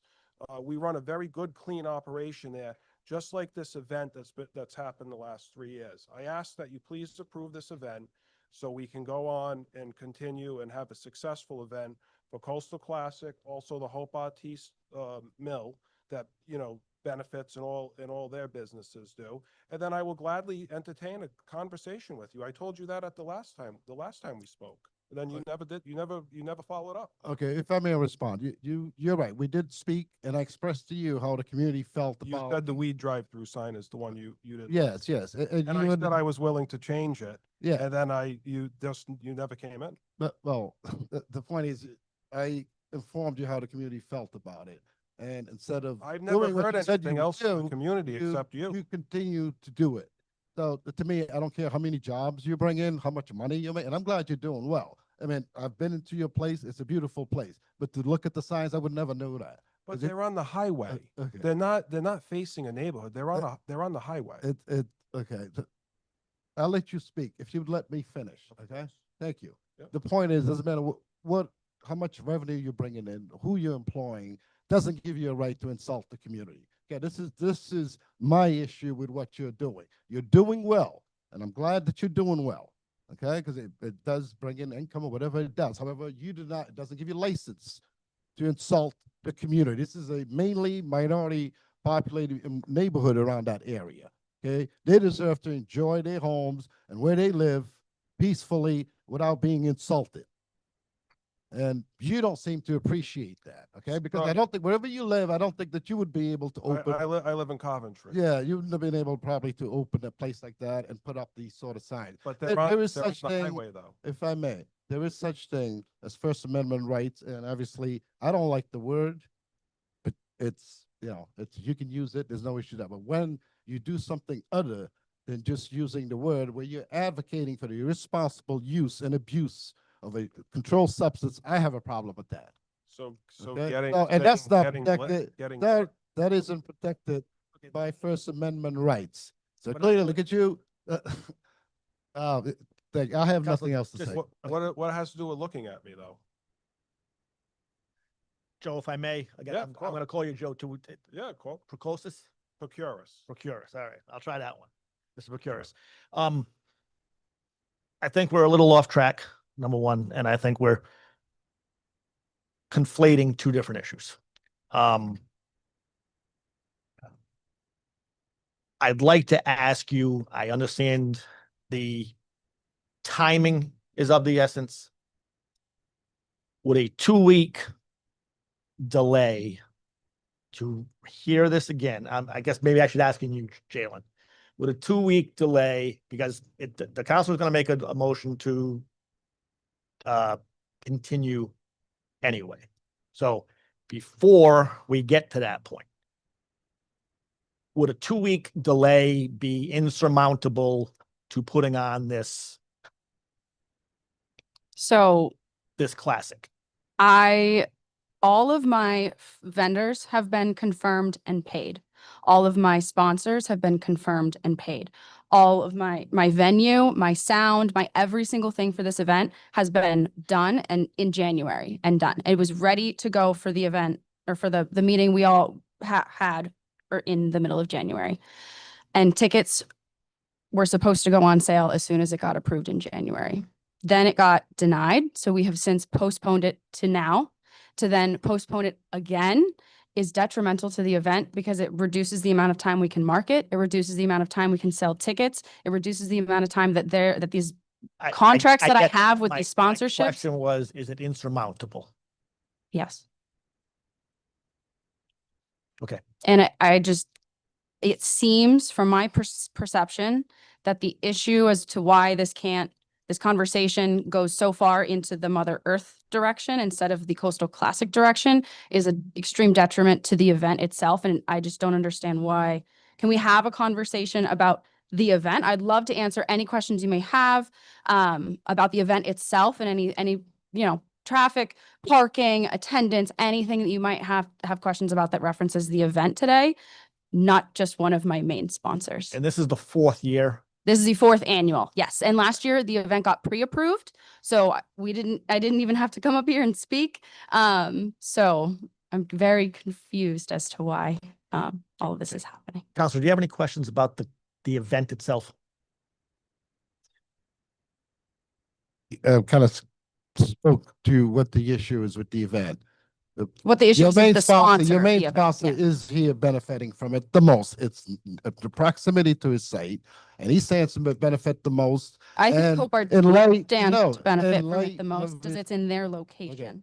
in light of his irresponsible promotion of drug use and abuse at this time, for me to approve it would be that we're in line with that type of thing when we have a major nationwide crisis regarding Schedule 1 drug drugs, but use. cannabis The- or marijuana just got moved to a Schedule 3 It substance. doesn't matter. Alcohol is along the same line, but nobody promotes the irresponsible use and abuse of alcohol either.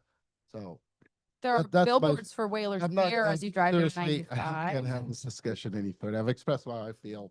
I've suggested that we postpone it for 2 weeks. Your event is not until May. There's ample time. You have more than 3 months to put this thing together. And if you prematurely sold tickets and did whatever you did so at your own peril. I didn't don't start think- I ticket don't sales. think I she didn't said- start, She no. didn't say she sold tickets. She said she would have So, put them on sale. So I'm asking for a reasonable time. Yeah. To continue to Yeah. speak, have a conversation so we can resolve this hopefully. But I think that as you it want to have a stands- conversation in regards to the sponsor, not in regards to the event. So I just feel as though we could discuss the event The here two are today. correlated. They can't be separated. That's my view on it. Okay, so if as a resolution, we could not put Mother Earth's logo on any of the marketing material. Well, these are the sort of conversation we can have. We're postponing the But, meeting. okay. So, But I'm saying I would really rather have the conversation here today as we've already delayed it this much. And all of the notes and questions Any that other you members had. of the board have any questions for Jalen or any of the other individuals? Counselor? Yeah, just one quick question. The last 3 years, was Mother Earth or any of the other local establishments part of the sponsorship? Yes. Counselor? Has there been was there any previous issues with these events? No, I don't we have remember seeing had any, but- fire marshal there. We've had the police department there. We also hire a third-party security department there, as well as Sean Driscoll and Percy, who will be from Mother Earth security staff there. You shows up, Yes. the state fire marshal shows up. We have the Pawtucket police there that are on duty. We employ the fire department that is on duty. Coastal Classic does. All those are handled very appropriately with Hobart-East. Which have all been paid for. as Counselor, well. I'm sorry. You are Julie? Lauren. Lauren, I'm sorry. Upon Jalen wanting to put on this event, she comes into Hobart-East Village and meets with Doreen and myself. She is the most thought out, has a best plan, has a action plan. She walks the building with the fire marshal. She's walked the building with police officers. There is no question in our end of how successful this event has been, not only for the city, but for residents of Hope Artiste Village. No, I don't reside in Pawtucket. I was born in Pawtucket. I lived in Pawtucket in previous years. It's not that I work here. I employ 40 Pawtucket students, pin setters, bar backs, servers that all benefit from this as well. There is not a concern through our building the day of their event. It's seamlessly ran and planned out. Yes, and it's 21 plus. There's children, there's no any of that. Thank you. Okay, just to be clear, Lauren, you and Doreen are here on behalf of Hope Artiste Village. Okay, just want to, Councilor Moran. Yeah, Jayla, my question was mostly more procedural or process question. You said this is you're going for the 4th year. Yes. You've been approved the last 3. You were pre-approved, you said last year. Yep. Didn't have to come before the council. So what happened in the other 2 years? Was that approved by this council, or do you remember what? It was. Okay. And there were no issues at all? Nope. Same counselor approving that? Yes. Okay. Okay, are there any other questions on the board? Okay, folks, you could have a seat. Thank you. I will entertain a motion. Postpone it 2 weeks. Is there a second? Is that you, Counselor? Okay, just keep your mic down for you, Nisi. Just right. Okay, so it's been moved by Counselor Gregor, seconded by Counselor Codier to postpone this license application till the second meeting in February. Or any discussion on that motion? Counselor Stakoviak. I mean, I'm on record probably the last 3 years saying that this event has run great. I know people that have attended it, is well received, is well liked. I do not believe that the event should be collateral damage. I also think that marketing on a billboard is subjective to taste. So I will not be, I want to respect the counselor, but every grain of my body, I cannot agree to postpone this. Counselor. I'm with that. I think that out of respect what you're saying, Counselor Gregor, I don't think it's fair to unfortunately put them in it's just not fair. So I won't be supporting it. Counselor Ruja. Yes, I respect Councilor Gregor as well and be in your district, but they've set the precedent the last 3 years of running an operation. I'm concerned about the Hope Artiste Village too, with those 175 folks, getting all that traffic in and supporting that business.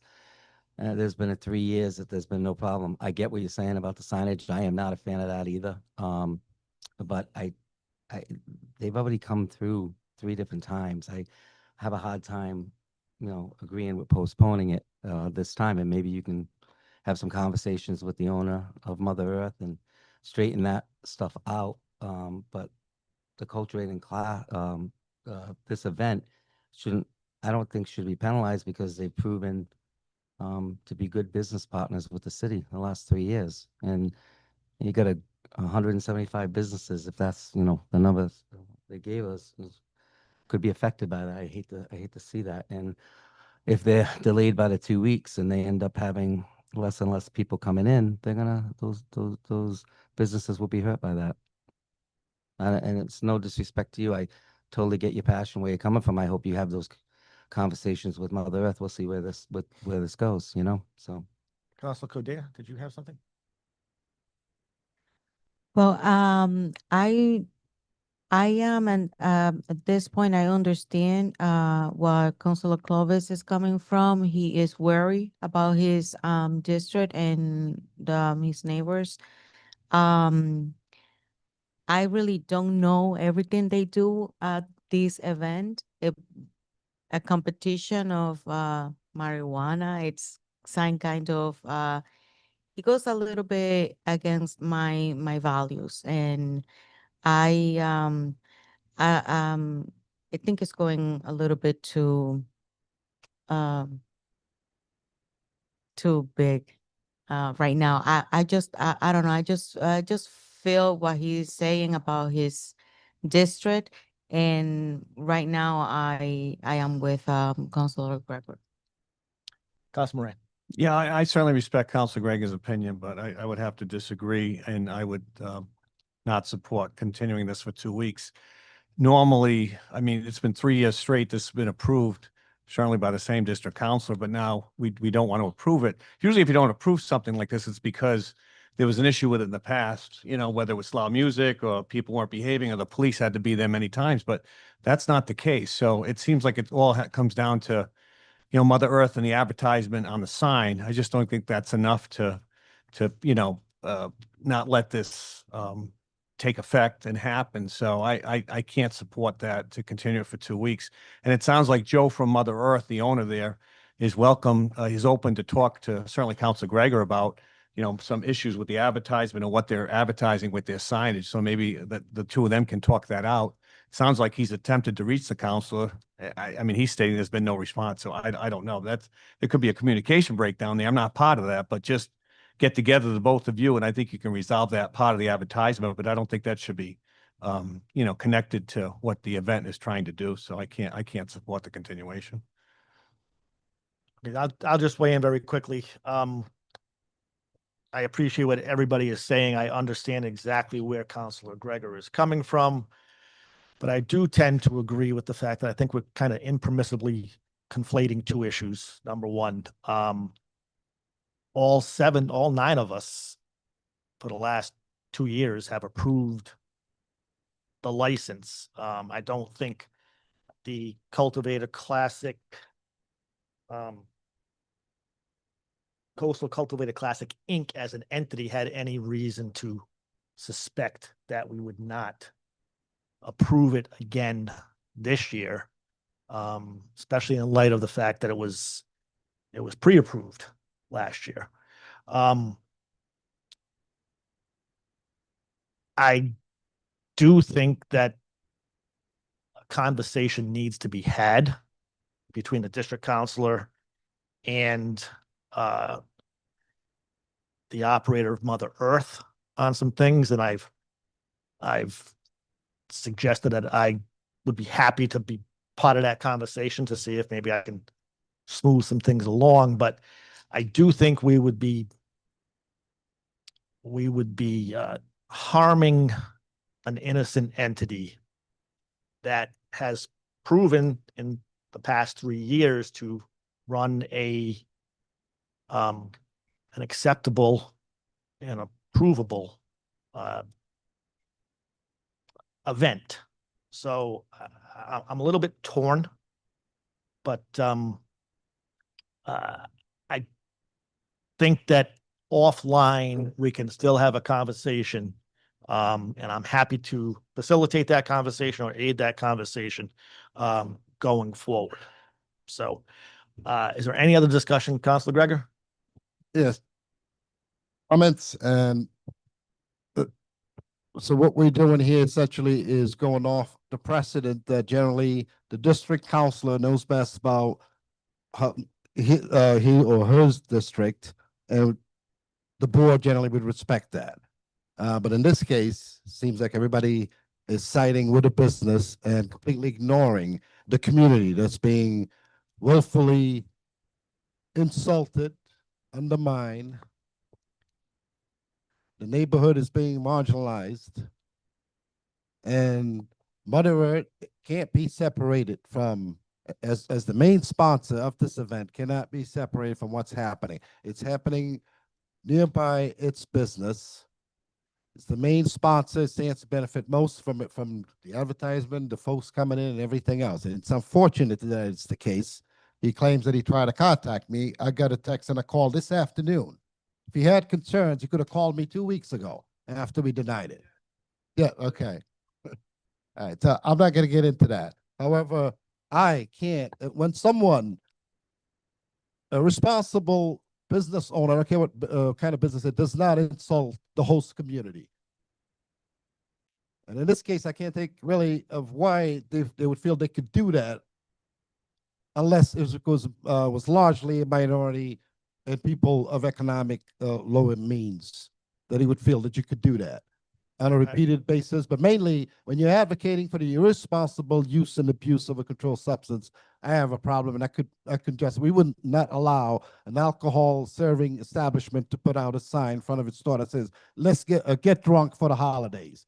So I'm not sure how we could sit here and say that it's okay for a substance or cannabis business to put up a sign that says, get lit for the holidays, and find out that's acceptable.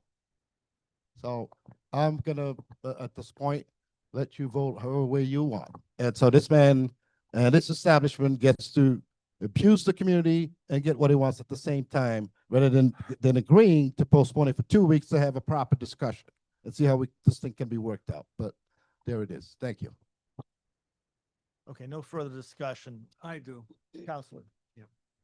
First of all, I'm going to take umbrage on the comments that you just made, Counselor Gregor. 2 or 3 years ago, when we were at the chambers, I forget what the issue was, but I know most of the council remember this, but you inferred that because we didn't go along with something that you were proposing or talking about, I think it was Moshasek, there was an issue over there, and the fact we didn't vote your way, that we were considered racist. I remember that specifically, and I'll never forget that. And I know this council, we're not racist, but that's number one. Number two, you just stated that because we're not voting with you, which normally we go with the district counselor, that doesn't happen all the time. In all the years I've been on, they didn't vote with me once on an issue. I wasn't happy about it, but I get it. You know what I mean? That I didn't agree, but it happened. So it happens every once in a while, but you inferred that because we're not voting with you, that we're not respecting your constituency or the community about where you represent. And again, I take umbrage to that, and I'll speak for the whole council on that. That is not true. We care about the community. It doesn't matter what district we represent. Even though I'm District 1, I care about everybody in everybody's district. So again, I take umbrage to that. I think that's disrespectful in itself. I just want to put on the record that, number one, I wasn't a racist 2 or 3 years ago. I'm not a racist now. And I also respect everybody's community, no matter what the district is. So I will vote my conscience based on what I know, what I've seen here today. And the fact that it's been approved in the past. And again, I'm sure you can talk to the owner and stuff, but I don't think we should penalize the event for this at all. All right, So. we're gonna call the question. So all in favor of the I'm sorry, Council President, I never called anybody a racist. I said the decisions you're making were racist. I didn't call anybody here a racist. I don't believe anybody here is a racist. So don't mischaracterize what I said. I don't appreciate It means the that. same to me. Thank you. Sorry, it means the same. Okay. No further discussion. All in favor of the postponement, say aye. Aye. All opposed? Aye. Aye. Well, it's no, Nay. isn't it? Nay. Well, Nay. Nay. Nay. If you want to go roll call, do whatever. It's up to you. Do we need a roll call? I You don't think, need one, but you can always do one. I Do a think we roll should. call on this, yeah. All right, clerk will call a roll. The question is to postpone. President Mercer, No. Council Rujo. no. Council Codere. Yes. Council Gregor. Yes. Council Moran. No. Council Moreno. Oh. Council Rubio. No. Council Stokoviac. No. Council Wildenhain. No. 2 in favor, 7 opposed to postponement. Okay, so now the motion is to approve. Do I have a motion on that? I'll make a motion to approve. The move by Councilor Rubio, second by Councilor Stokoviac, that approval be given to the petition of Coastal Cultivator Classic Inc. for a license to have a Coastal Cultivator Classic at 999 Main Street on Saturday, May 16th from 10 a.m. until 11 p.m. with a rain date of May 17th from 10 a.m. until 11 p.m. with music stopping at 9 p.m. It'd be license number EVT-26-4. Any discussion on the approval? All in favor? Aye. Aye. Opposed? Them too. Those two. It carries. It's not a roll call. It carries. Okay. Okay, item number 3, as advertised for public hearing, wholesale junk new Allied Recycling Center Incorporated, 55 Concord Street, license number JNK-26-1. My motion is to convene this public hearing. Moved by Councilor Arujo, second by Councilor Stokoviac, that we convene a public hearing regarding a request for a wholesale junk new Allied Recycling Center, Inc., 55 Concord Street, license number JNK-26-1. I declare the public hearing open. I assume you're here for the applicant? Yes, good evening. My name is Tanessa Azar. I'm attorney for Allied Recycling Center. Can you spell that for me? Yes, Tenessa. Last name is Azar, Azar, and I'll be happy to give you a business card once I'm finished so you have all the spelling. And I also have here with me Ed Jameson, who is the president of Allied Recycling Center. If you'd like, I'll give you a little bit of an introduction as to what the business is and what we're looking for from you guys, and then we're happy to take any questions you have. Does that work for you? Before we do that, Yes. Mr. Jameson, I need your address, please. State your address. 15 Chester Ave, Berkeley, Mass. Chester, Brooklyn, Mass. Okay, so we have Tanessa Azar from, Excuse me, from Moses Ryan. Our offices are in Providence, Rhode Island. okay, Moses Ryan. okay, and Ed Jameson, 15 Chester Avenue, Berkeley, Massachusetts. Okay. Thank you. Okay, thank you. Quickly, because this is important to me, and we've talked a little bit, so it's okay if you, I have to really go to that. Okay, And I we- don't want to be rude, but I'm like, I don't know if I could wait through this. Yeah, we are going to take a. And it's fine, but I brief feel bad. recess. Okay, please, thank you. We stand recessed. Not a problem. No, better to do it now. I'll have you guys fresh. Thank you. Thank you very much.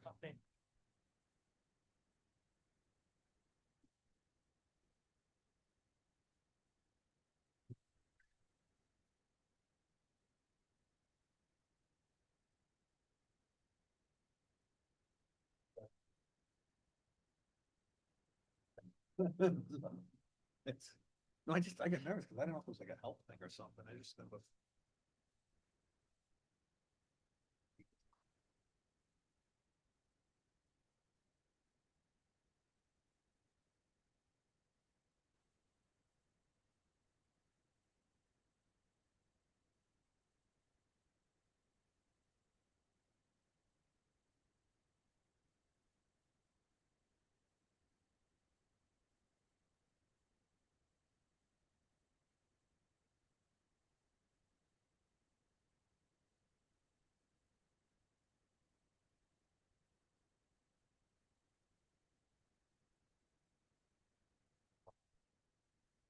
Let's take a motion on it.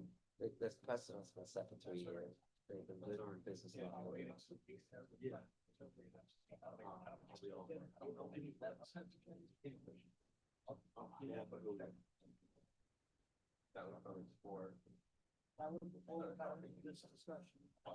That was about at 7:30.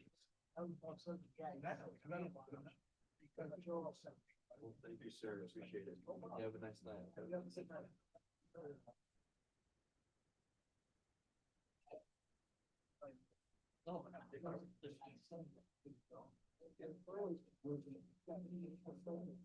Yeah, that.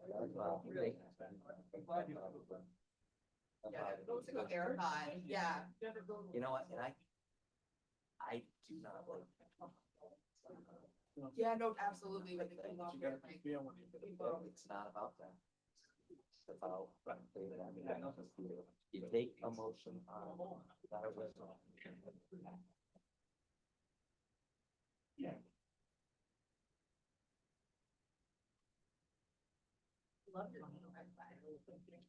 Like, what's the feedback? I almost wound up with Vanessa, but spelled different. Yeah, it doesn't. Yeah, it's gotta be good.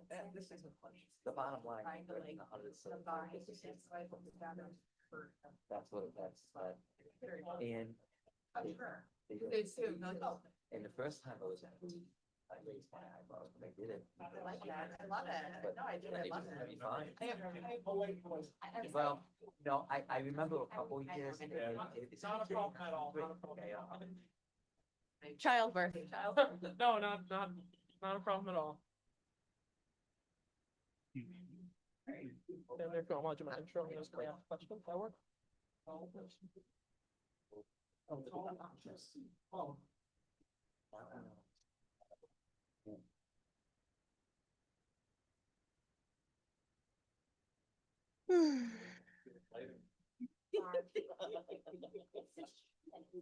It's the first recess I've seen. Usually everybody gets to go except me. Yeah, it'd be worse than that if it's. That's true. Council Wilden Haynes said to move on without him. Are you good? Okay. In that case, I will call the Board of License Commissioners meeting back to order.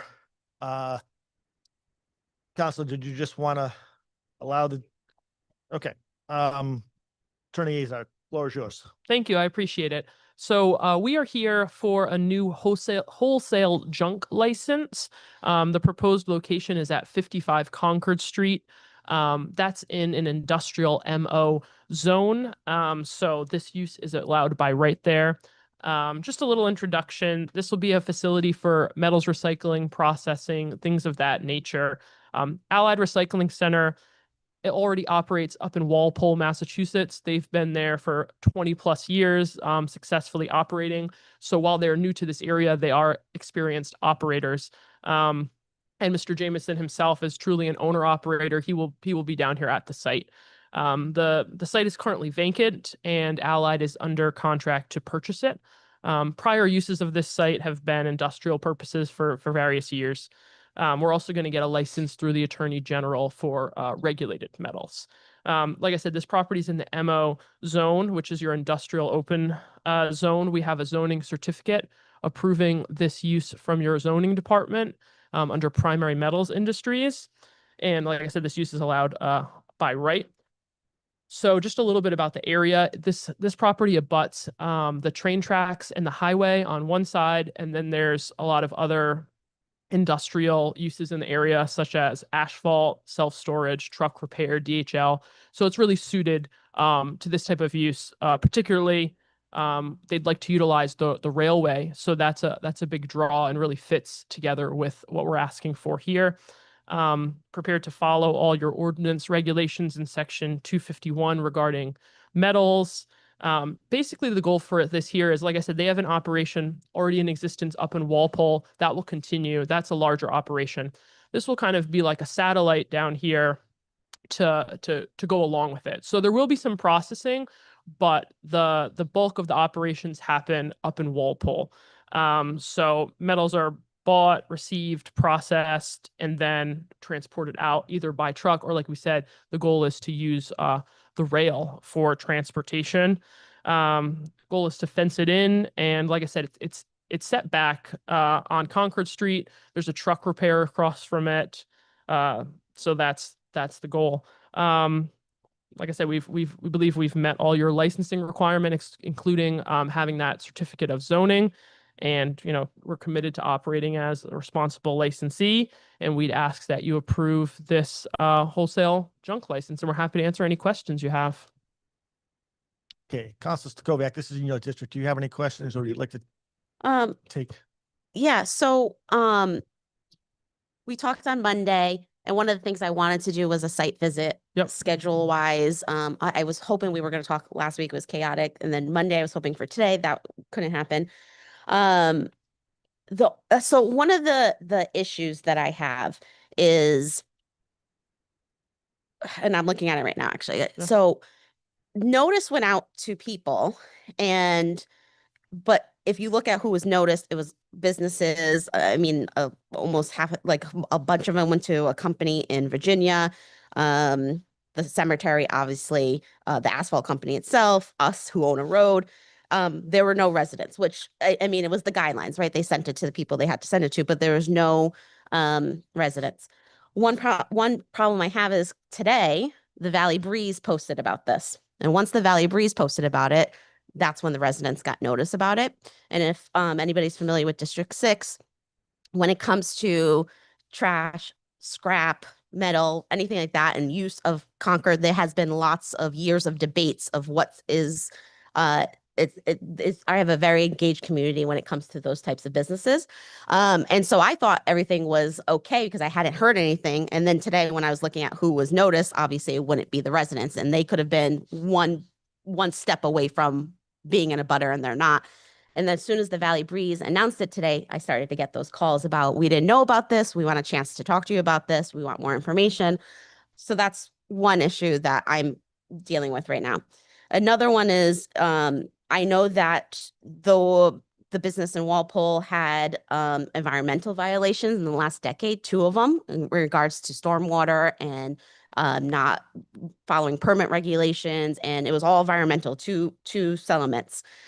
So I'm having a little bit of a quandary about this proposal. And so I am actually hoping, and I'm going to make a motion, if we can postpone this to give enough time for my constituents that reached out to me today to hear a little bit more from me again, and to see if anybody else reaches out now that it's been posted in the Valley Breeze for residents versus the businesses that had no care at that point, you know? So we, hang on, we would have to continue it's a public hearing. So Yeah, we'll continue the public hearing, yeah.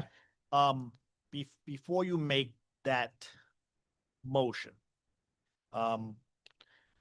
clearly the counselor is going to make that motion. What I'd like to do now is just have you take a seat if I could and see if there's anybody else either here in person or online who wants to weigh in on the public hearing.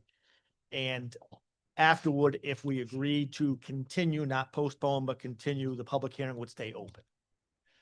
Is there anyone here who is here for the purpose of offering public comment on this particular license application?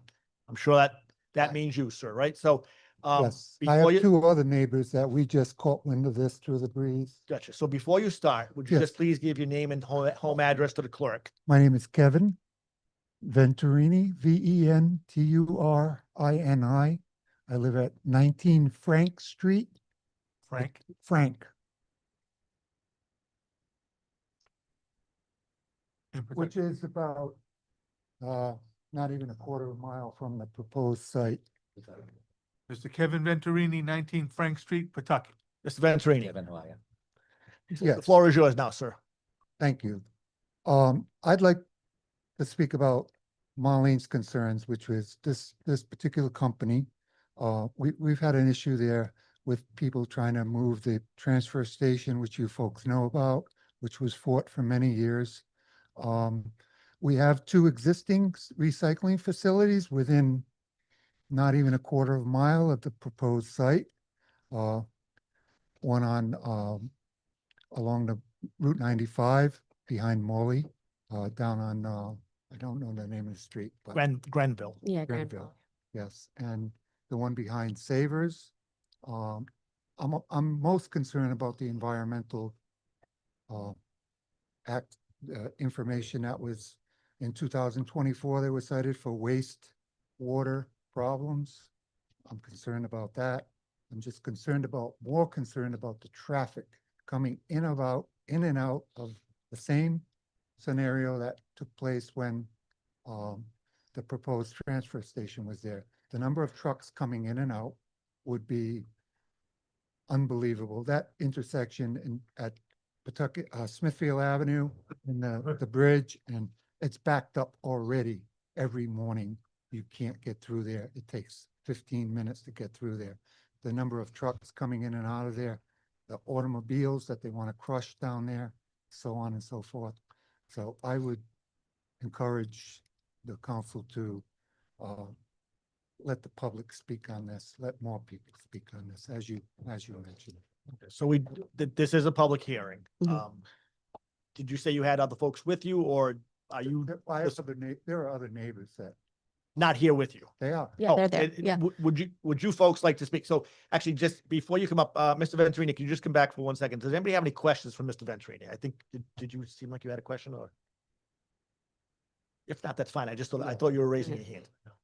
Okay, in that case, please have a seat, and anybody else who would like to come up and offer comment on this particular application.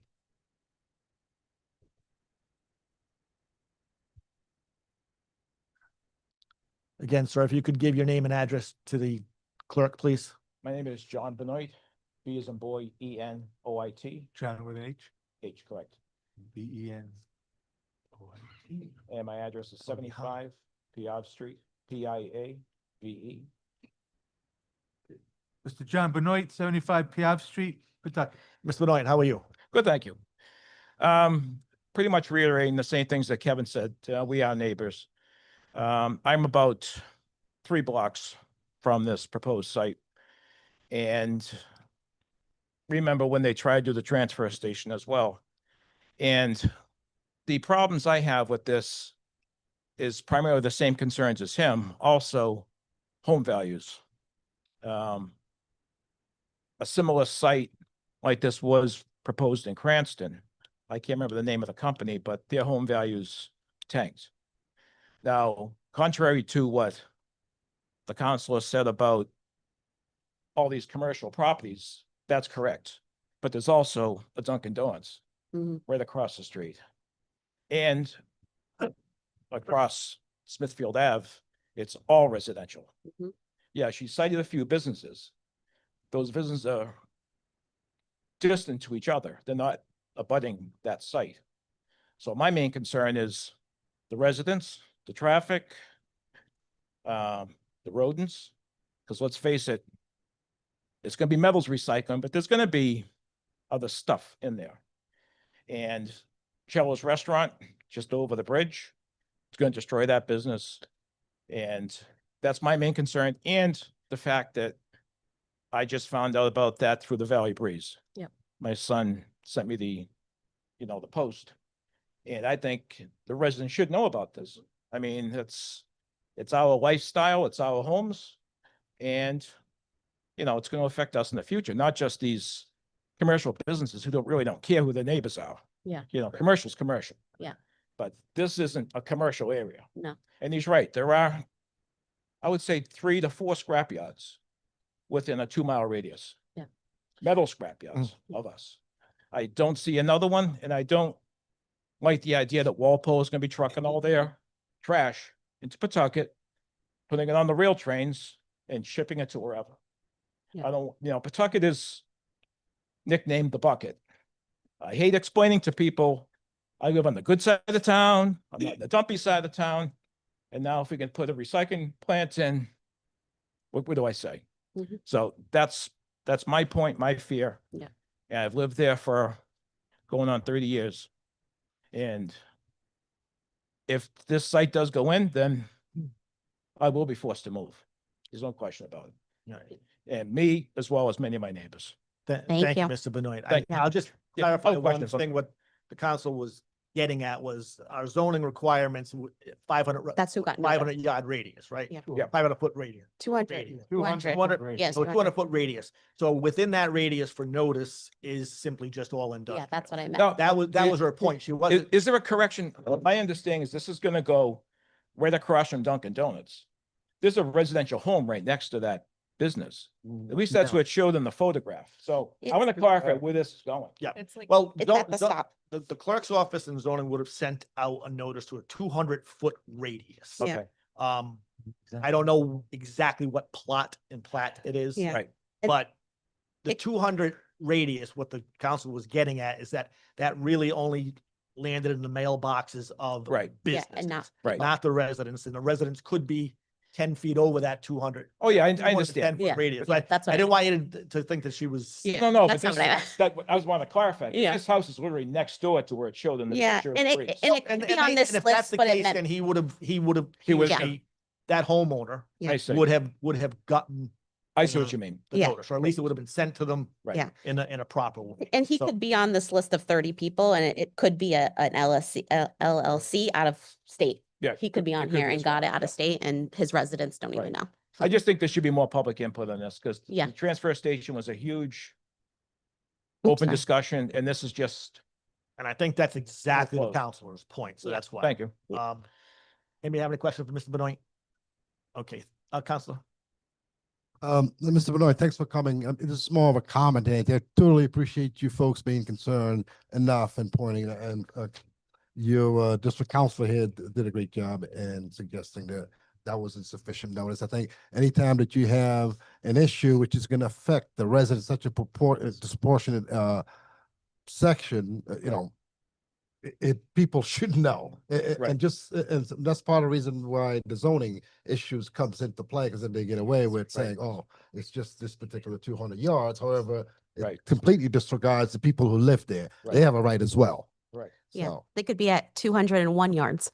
yeah. Right. And if I have one more quick comment, that section of that little area we're talking about where the gas stations are and so forth, there's at least 1 to 2 accidents a week Mhm. right in that spot. But we're gonna add all these trucks into it. It's gonna be a nightmare. Yeah. Okay. Thank you. Thank you, Mr. Bedoya. Councilman. Any other Thank you. questions? No, I would just strongly encourage you to get as many people here as you can. Oh, yeah. At the next meeting. Yes, for sure. Thank you. Thank you, Ms. Benoit. Thank you, Thanks- Mr. thanks. Benoit. Thank you. Thank you. Ma'am, come forward, please. No, I'm sorry. There was one more person. I'm sorry. Hello. Hi, same thing. If you could give your name and Yes. home address, please. My name is Marcia, that's spelled Marsha, and my last name is Natalizia, that's Natalizia.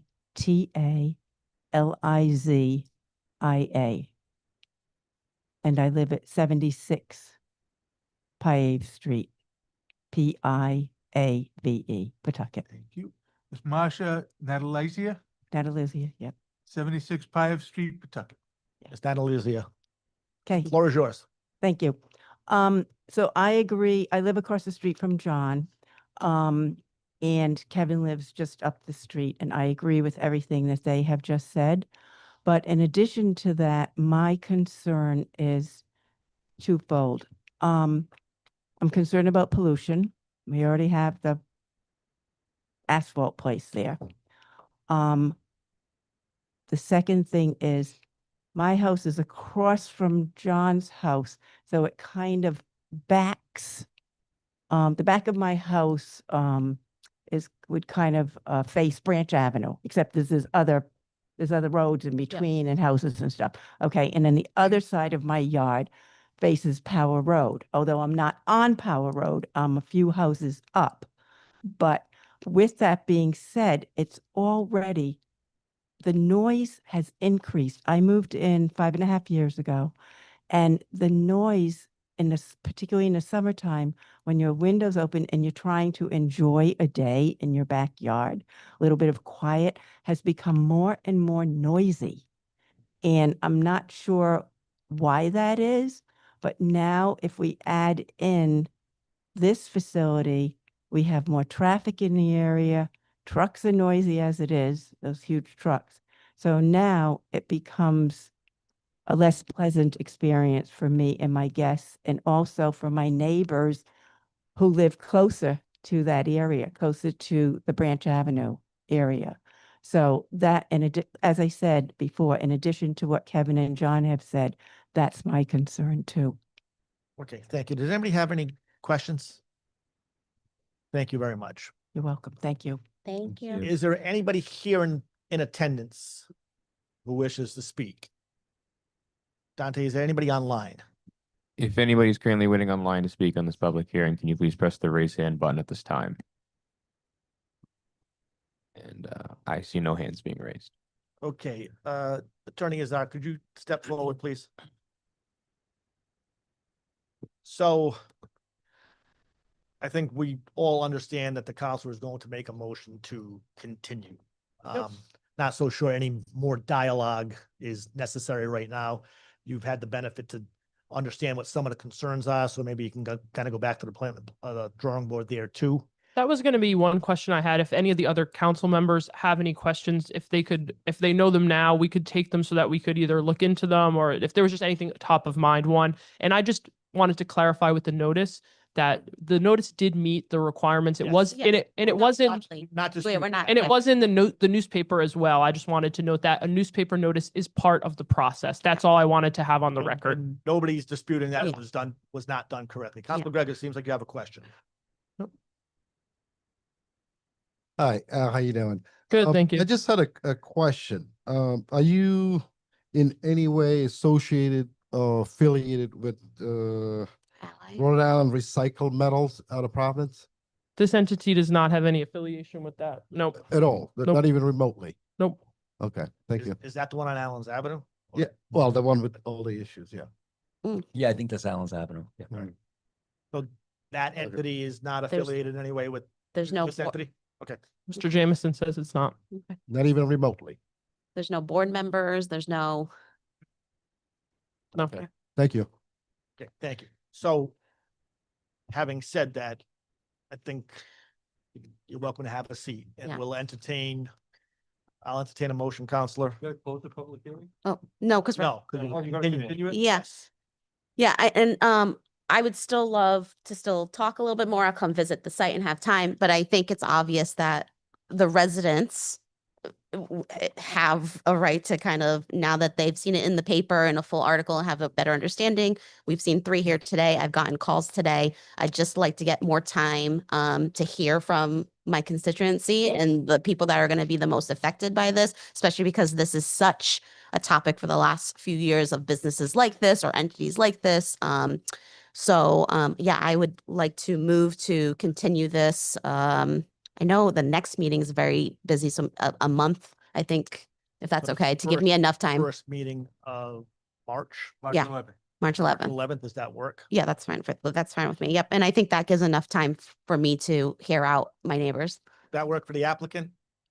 We can give you an additional 2 weeks beyond that too, if That should be fine on our end, and we'll be in touch Yep. Directly with the council person to follow up. Yeah, and as I get feedback when we follow up, I can let you know what the feedback is, and but I think it's just fair to give my neighbors a chance to come out again and to call me and email and have a way to express their concerns.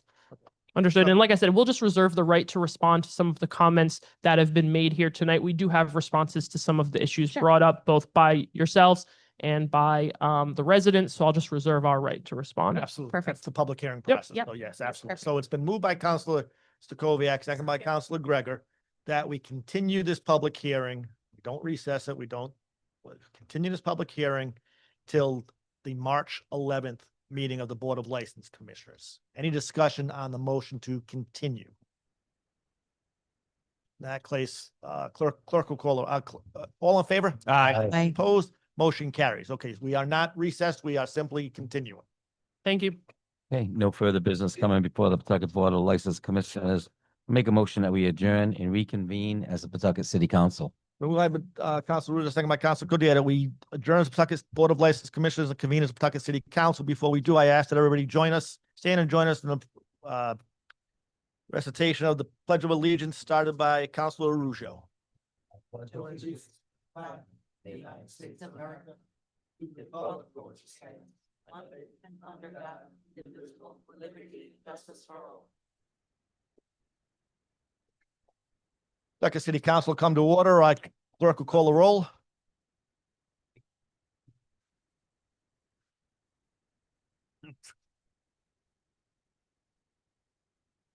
President Mercer, Here. Council Ruzo, Here. Council Codere, Here. Council Gregor. Here. Council Moran, Here. Council Moreno. Council Rubio, Here. Council Scoviac. Here. Council Wildenhain. Here. 9 in attendance. Mr. President, I would like to call for approval of item number 1, previous minutes of January 21st, 2026 of the Public Works Committee and the City Council. Moved by Councilor Ruzo, second by Councilor Wildenhain, that approval be given to the minutes of the January 21st, 2026 meetings of the Public Works Committee and the City Council. Are there any concerns, amendments, deletions, additions? Hearing none, all in favor? Aye. Opposed, motion carries. What's that? Oh, you wanna? Council President, I have to take something off the consent agenda. Do I wait for Oh, Councilor Rujo to open that up first? Once we, yeah. Okay. okay, thanks. Okay, item number 2 is the consent agenda and correspondence. I call for approval. Moved by Councilor Ruzo, seconded by Councilor Moreno, that we give approval to item 2, the consent agenda and correspondence. Are there any issues on item 2? We'll start with you, Councilor Scoviac. Yes, I would like to move to remove item O from the consent agenda and move to indefinitely postpone this item. Okay, we're gonna act on that one first. Okay. Okay, it's been moved by Councilor Stakoviak, second by Councilor Wildenhain, that we remove and postpone indefinitely Item O, which is a resolution authorizing the mayor to enter into a tri-party agreement, amending the ground lease agreement with the Fortuitous Tidewater OZ LLC and authorizing an affordable site lease with Penrose LLC for the property located on School Street and as further described in the exhibit to the tri-party agreement. This was to be referred to the city property committee, but it's going to be postponed indefinitely if the motion carries. Any discussion? All in favor? Aye. Opposed, motion carries. Yes, Council. Um, Do you have? I would actually also like to move to amend the agenda to include the correctly titled resolution that should be in the consent agenda. Okay, so it, then first off, it's been moved by Councilor Stakovic, second by Councilor Wildenhain that we amend the agenda for the purpose of filing and referring a renamed resolution, Yeah. correct? Yes. Any discussion on the motion to amend the agenda? All in favor? Aye. Opposed, motion carries. Now the amendment? Now I would move to put on the consent agenda an amendment titled, it's a resolution authorizing the mayor to enter into a ground lease with Penrose LLC for the property located on School Street and as further described in the exhibit to the ground lease agreement and to refer this to the property committee. Okay, it's been moved by Councilor Stakovic, second again by Councilor Wildenhain, that we file and refer to the property committee a resolution authorizing the mayor to enter into a ground lease with Penrose LLC for the property located on School Street and as further described in the exhibit to the ground lease agreement. Any discussion on filing and referring or introducing and referring? All in favor? Aye. Aye. Opposed, motion carries. Okay, now the rest of the consent agenda. Councilor. D and E D. and E. And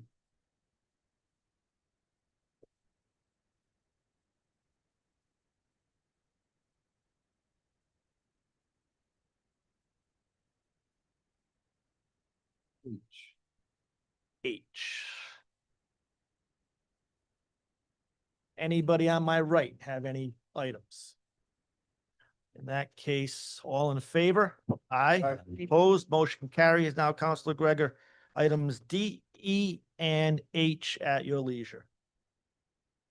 Thank you, Council President. I'd like to start with E. In terms of E, that's communication from Elizabeth Marrera, Deputy Director of Administration to the honorable members of Pawtucket City Council. This is in regards to response to the questions that were raised at the last council meeting about Morley Field. I'd like to have a chance to respond to this, so I'm just gonna motion that be continued to the next meeting. As far as E. You'd item. like to you'd like to put item E back on the next agenda and consent agenda? Yes. Okay, it's been moved by Councilor Gregor, second by both Council Moreno and Council Wildenhain, that we take item E, communication from the Deputy Director of Administration regarding Morley Field, and continue that to the next regularly scheduled meeting. All in favor? Aye. Opposed, motion carries. Now item D, yes? Yes, D is in reference to communication from Luke McLaughlin, recreational manager, to the honorable members of the Pawtucket City Council, and this references the Pawtucket Parks Commission annual report. All I wanted to say about that is I'm glad to see that that's back being done on an annual basis, the status of the parks. And I know the Parks Commission is a volunteer organization who care very much about what they do. And however, they rely on what the administration gives them in terms of status and updates as to the parks, notwithstanding the fact that they have jurisdiction over all parks, including passive parks. My thing is I wish they would be included more in any decisions or issues that come up regarding parks. So my only disappointment here is that although Morley Field has been the subject of many headlines and been subject of residents' fight for well over almost close to 4 years, there isn't a single mention as to where Morley Field is, what the status and what's being done with it. So that's the only disappointment I have regarding that report. Thank you. And you had item H. Now, in terms of item H, that would be communication from Frank Milos Jr. Esquire, city solicitor, to Michelle Hardy. Deputy City Clerk, purchase and sales agreement for 142 South Band Street to be referred to the City Property Committee. The only thing I want to say about that is I do agree with Michael Pompelli's assessment regarding the city is currently in a bind financially, and I do think it would be fiscally responsible to be spending any money making purchases of real estate. I don't believe the city is in the business of real estate purchase, and I can think of a lot better things that the money could be used for, especially when the city has expended extensive amount of money hiring the constructions and the engineers and the architects to draft the new high school. So I would imagine that all of these issues regarding the traffic and the bends and so forth would all been already addressed. So I don't really see the justification for purchasing property when the city's going to end up losing tax dollars on that. So, Well, Counselor, this is being referred to the property committee, so you can certainly sit on the property committee and weigh in then. I will. I just wanted to make a comment regarding that. Thank you. Item 3.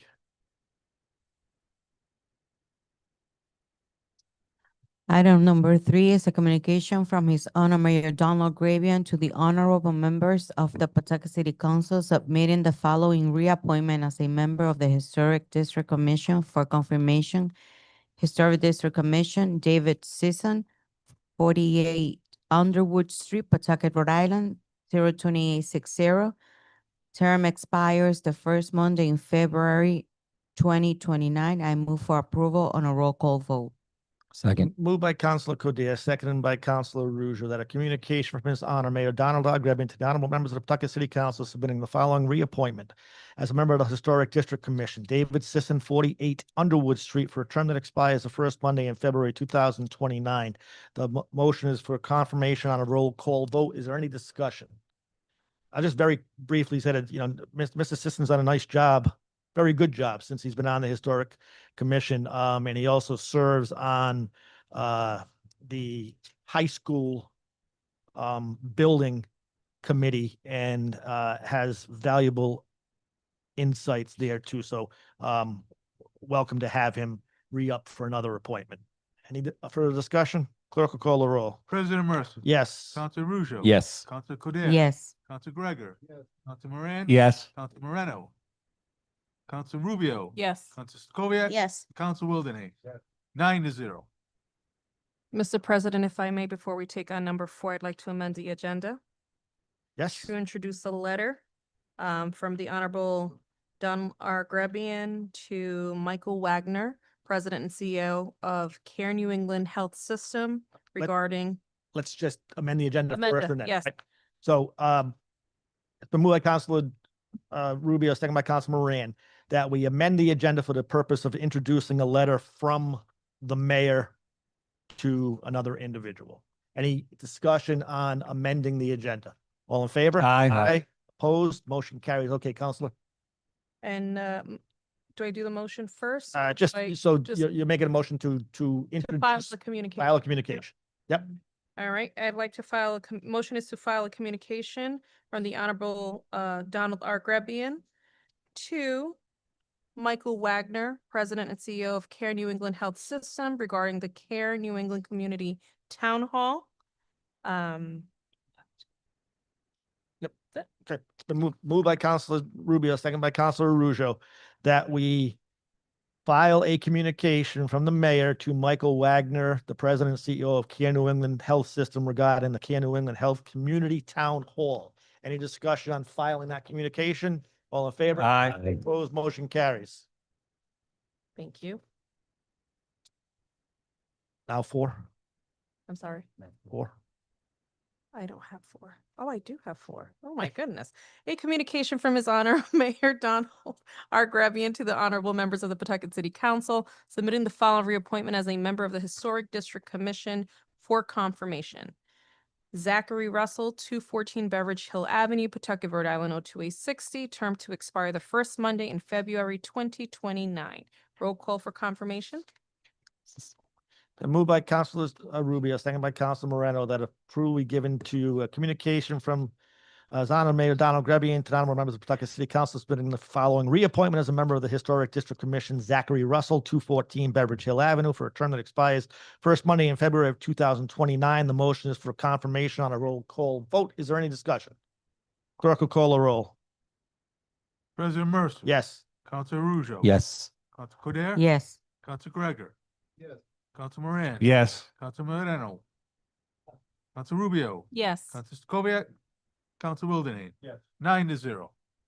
Number 5, communication from His Honor Mayor Donald R. Grebian to the honorable members of the Pawtucket City Council, submitting the following reappointment as a member of the Water Supply Board for confirmation. Mark Theroux, 100 Rice Street in Pawtucket. Term expires the first Monday in January of 2030. Motion is to approve on a roll call vote. Second. Been moved by Councilor Moran, second by both Councilor Rougeau and Councilor Codier, that a communication from Mayor Donald Grebian to the honorable members of the City Council, submitting the following reappointment as a member of the Pawtucket Water Supply Board would be Mark Theroux, 100 Rice Street, for a term that expires the first Monday in January of 2030.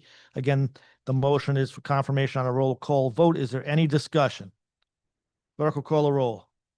President Mercer. Yes. Council Ruzo. Yes. Council Codere. Yes. Council Gregor. Council Moran. Yes. Council Moreno. Council Rubio. Yes. Council Stokoviac. Council Wildenhain. Yes.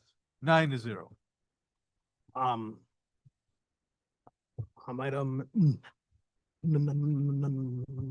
number 6 is a communication from His Honor Mayor Donald R. Grebian to the honorable members of the Pawtucket City Council. Support for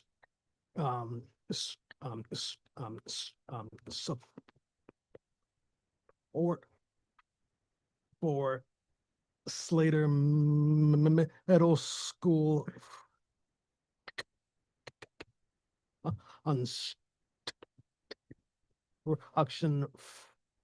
enhancing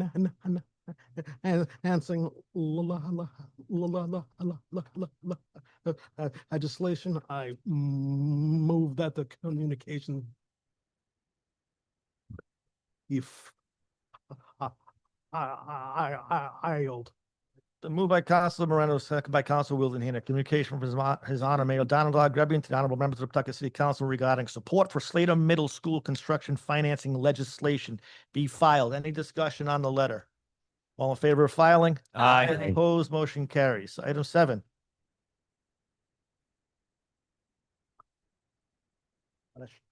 That's you, Counselor Gregor.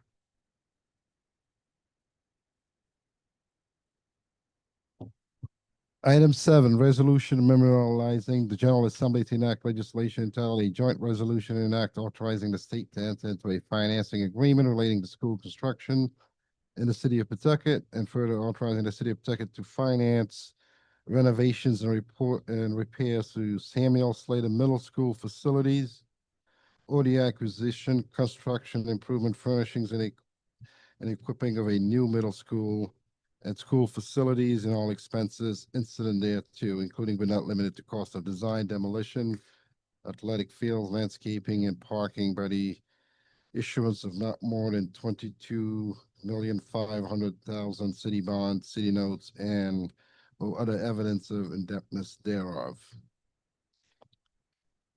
The move by Councilor Gregor, second by Councilor Stacoviak, that approval be given to a resolution memorializing the General Assembly to enact legislation entitled a joint resolution and act authorizing the state to enter into a financing agreement relating to school construction in the city of Pawtucket, and authorizing the city of Pawtucket to finance reservations and renovations and repairs to the Samuel Slater Middle School facilities, or the acquisition, construction, improvement, furnishing, and equipping of a new middle school and school facilities and all expenses incident thereto, including but not limited to the cost of design, demolition, athletic fields, landscaping, and parking by the issuance of not more than $22,500,000 in city bonds, city notes, and or other evidences of indebtedness therefore. So the motion is for approval on a roll call vote. Is there any discussion?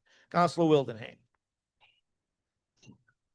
So I guess I want to get this clear. This resolution turns around and has the state turns around and gives us the money to do the renovations for Slater. It's not the city being put into indebtedness. So So would you like me to explain it first and then? yes, I would. Okay, so this was written by our bond counsel. If you recall, when the discussion was abounding about the condition of Slater Middle School and our acknowledgement that we really didn't have the bond capacity after listening to Zai, our financial advisor, and his company. I asked that very night of the Deputy Director of Administration, I asked her to ask the mayor's office to consult with the state to see if they might be able to do for us relative to Slater what they did with Central Falls in the building of the high school there. And what that was, as I said that night, is rather than us, as we've done with Winters, as we've done with Baldwin, and as we are in the process of doing with the high school, is go out to bond. We pay the carrying cost, the principal, the interest, the entirety of the time until the certificate of occupancy is issued. That can be 5 years of carrying costs. That's what Zai was telling us we didn't have the ability to do, at least for another 3, if not 4 years. So what I asked the mayor's office to do is to check and see if the state, using its bonding power, would be able to give their 85, 90, 92%, whatever it is, it winds up being as a reimbursement, if they would do their share upfront. So they would pay their, we'll just say 85%. They would pay their 85% from day one, and we would pay our 15% from day one. The amount here is figured at 15% of what it might be to rebuild an entire new Slater Middle School. So what it would do is that if the General Assembly passes this bill, this resolution, it would obligate willingly the state to put their money up front for their 85%. And we, again, I'm just using 85, it could be 87, 13, but, and we would then go to the voters for a bond not to exceed 22.5, for that purpose, for our 15%, give or take. That's really the extent of it. It is the only possible financing option we have available right now. I'm thrilled that the mayor took the suggestion. I'm thrilled that, as I understand, it's going to be Senator Coleman and Representative Messier, if not the entire delegation in both chambers, sponsoring this and pursuing it. I think we will probably have to do a little bit more vocalizing to explain to the state why this is necessary. It's necessary because we've done what the state has suggested municipalities do. We've committed to about $500 million in financing. We're just stretched just a little bit thin right now, but we have a dire need. So hopefully they see it our way. It really is our only viable option currently. And it's doable. It's exactly what they did with Central Falls. They've got a much better borrowing capacity than we do, than any municipality does. So I will be voting yes for this, but does that explain thoroughly to you, Counselor? Yes, it does. And I want to thank you for that explanation because again, we all know from the finance side, how thin we are stretched, especially with the presentation that Cy gave us, what we're looking at for bonding for already for a high school. And then now to turn around and put another school in the mix. The only way that happens is if the state does take the incentive and does exactly what and again, I still have concerns that if that does happen, it still puts us in a predicament that we're going to have to bond and make payments on the 22 million that you're indicating here. But it's probably the only way to make that work. Because other than that, if it gets turned down, then it doesn't work, period. So, So thank you. to that point, it was written by the bond council in conjunction with Zai and the finance department. So that the expectation is if the state says yes, that we can swing our 15%. Council Gregor, did you have a question or a statement or a comment? I did. I'm just trying to understand this here. So as I understand, so 22.5 million that constitutes 15% it would take. Not to exceed. So we don't know, Yeah. we don't know how much it would take, but the estimation was X, 15% of X. And I can back into it if you want. But is the X like 110 million for new schools? Give or take, yeah. Okay. Right. Oh, okay. So that's my concern there because I think the situation with Slater is dire. There are serious health issues for both the students and the teachers over there, and I think would be better serving and from a financial standpoint to fix those issues as opposed to building a new school. We keep building schools. I mean, it's nice that we need that, but we also have some serious concerns regarding reasons we got decline enrollment. And as we talked about, students leaving, going to charter schools, these are all issues that are symptomatic of something other than just the fact that schools are falling apart. So those need to be addressed. And I think the immediate resolution should be to take care of those health safety issues that are dire emergency, take care of those. And then going to 22.5, that's 15% of total construction. Do we really need to do whole new construction at this point? Well, the thing is, it's up to. So the state will tell us what they're willing to do or not willing to do.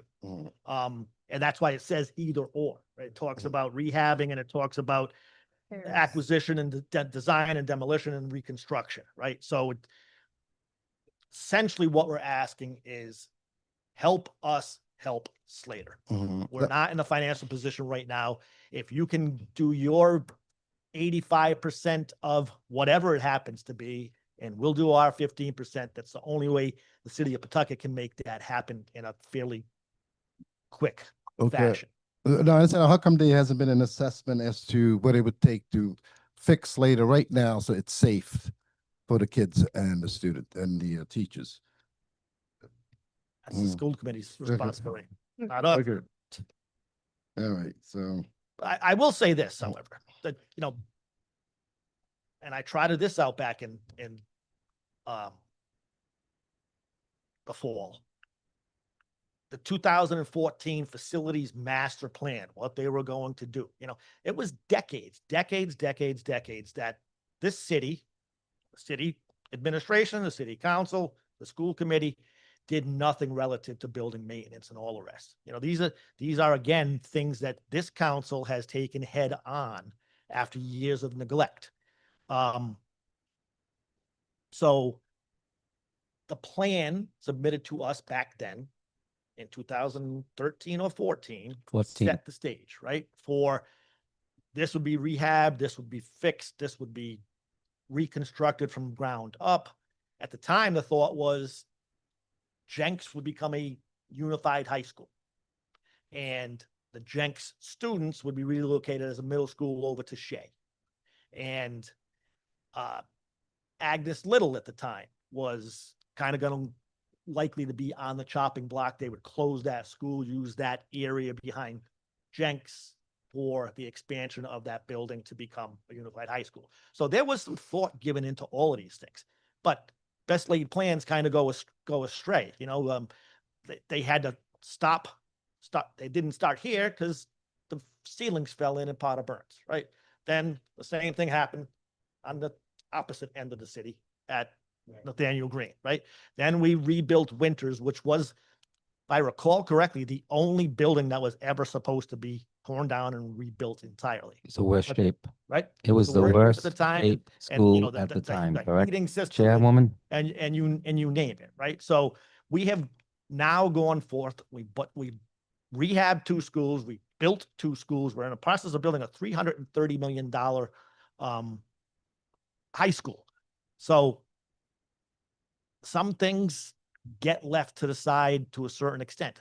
We have identified, it has been identified that there is a serious facilities problem at Slater. We can only do so many things at one time. This is our opportunity to ask the state to kind of reward us for what we've been doing and help us do one more. That's really what it is. I can't answer the question of how much it's going to cost. I can't answer the question of, what's first. We got to get the funding first. Then we can go from there. I mean, this is our only avenue.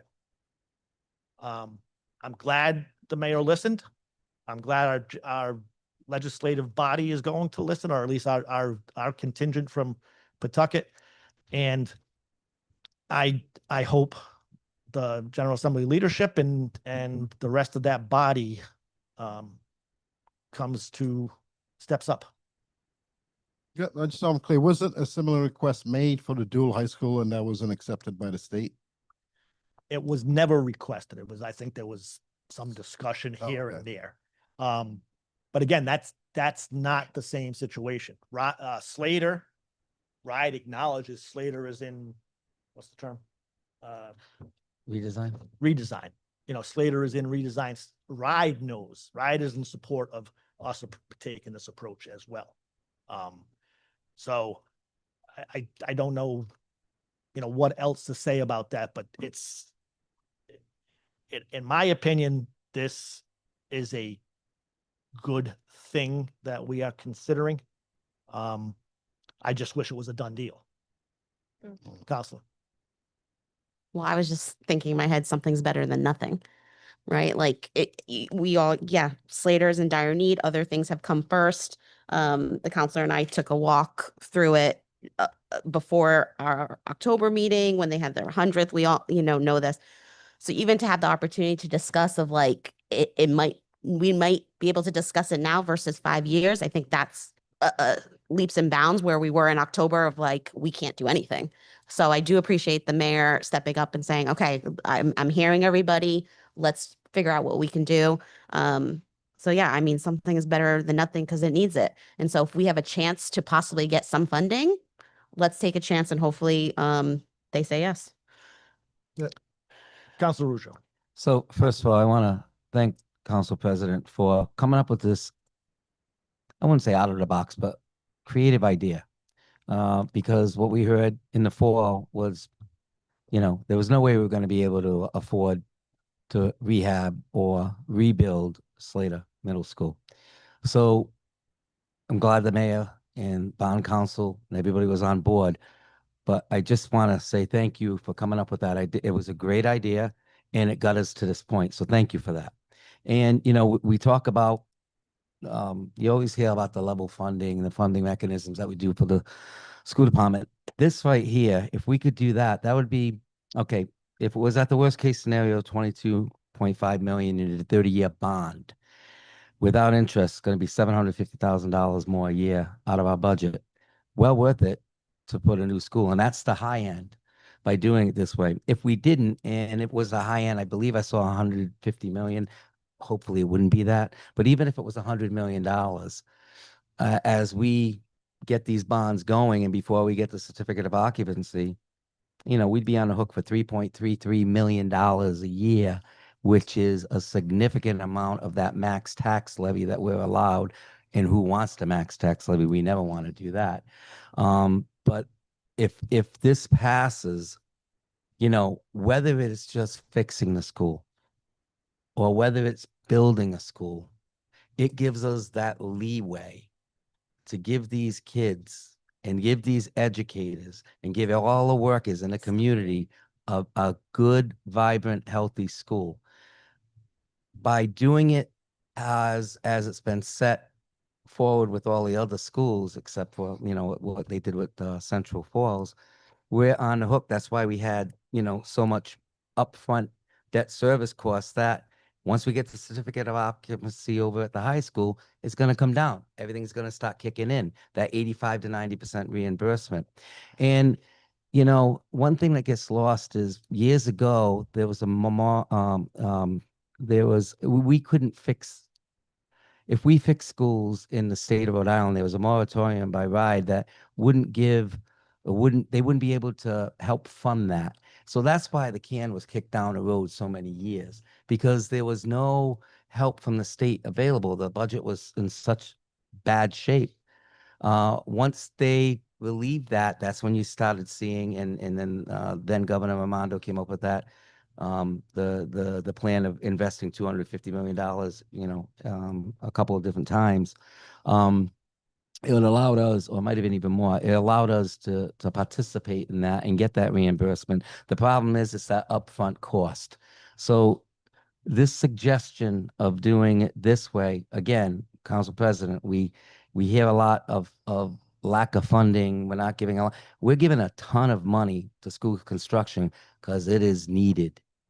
And this is the only way we can really do something with Slater, because I mean, every percent that we go up on our tax levy is what, 1.1, $1.2 million, so if you're doing even 750 before interest, you're talking, 5/8, 3/4% of that levy. So again, I think this is great. I'm definitely supporting it.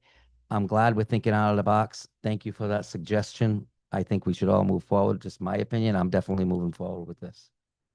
Thank you. Councilor Greg?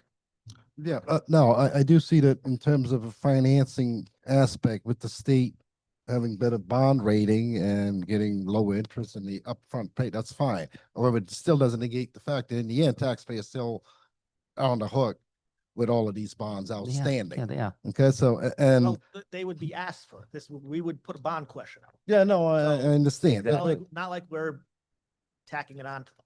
Yeah, I understand, but most residents, when you ask them, can you throw money in for a bond for schools and kids, they will generally, a large percent will say yes. So that's not the thing, but my issue here really is in the immediate term, something needs to be done about the health and safety and for the students and the teachers of Slater. And two, a lot of our schools are underperforming to such a level that, what do you call that? Redesign. Yeah, because they're redesigned. They're redesigned. That needs to be taken care of because you can have the most big building school, that's fine. It does help. However, you can have all the beautiful schools you want. If you don't take care of the symptomatic issues why these schools are underperforming, provide teachers with the resources and the kids with what they need, it's not going to make a difference. So, Okay, Absolutely. you're right. So are you in favor of the resolution or not? I wish that there was, I mean, the state ultimately is going to decide this. So under that aspect, yeah. Fine. Okay. Anybody else? I see the chair of the school committee and another member. Either or both of you want to weigh in? You don't have to. You've sat here all along. Same thing with you, Mr. Barrera, if you'd like to come forward. So Joanne Bonolo, I don't have to. Okay. To answer Councilman Clovis Gregor's, yeah, I was gonna call you McGregor, I was gonna make you Irish. McGregor. But, we appreciate the efforts that the city council and the mayor is putting in on this. Because as you said, Slater is in a dire condition. And I did ask you to take a walk through when you were there for the anniversary. However, I want you to know that we are not doing nothing with the school. We have plans during February vacation, which is next week, to work on the gyms and a few other areas. There's more work to be done in April and more work to be done during the summer to make the school habitable. We're doing ceiling tiles, we're doing flooring. We're trying to do what we can afford to make it healthy and livable for the people that are there. They did a room by room walkthrough and they made a big list of everything that needed to be done. And through our facilities committee and our maintenance department, everything will be done. So it doesn't totally solve the problem. I mean, I'm not sure how the bones of the school, like Nat Green had great bones, so does Potter Burns. More than likely it does. It's just Yeah. older building. So They don't, they don't. No, You're right. they More than don't. likely, That's more than why it's likely. still standing. That's why Tolman is still standing. So we'll see what the state says, but we appreciate everything you're doing for us. If you need us in any way to support this resolution, we will. I'd be glad to take it back to the school committee, have them sign on to it, present that with yours to the state. And thank you. Thank you. Thank you, Judge. Mr. Barrera, Hi. how are you?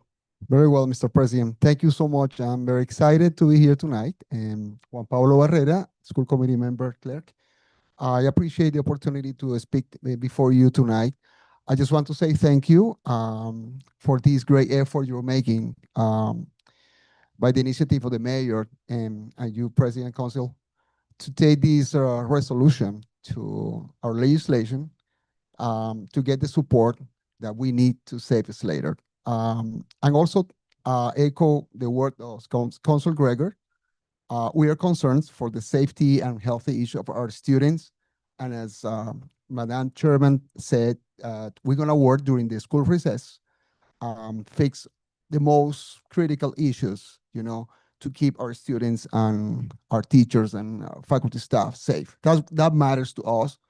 And definitely I want, on behalf of my colleagues, most of them, we appreciate these efforts, this great support of you tonight.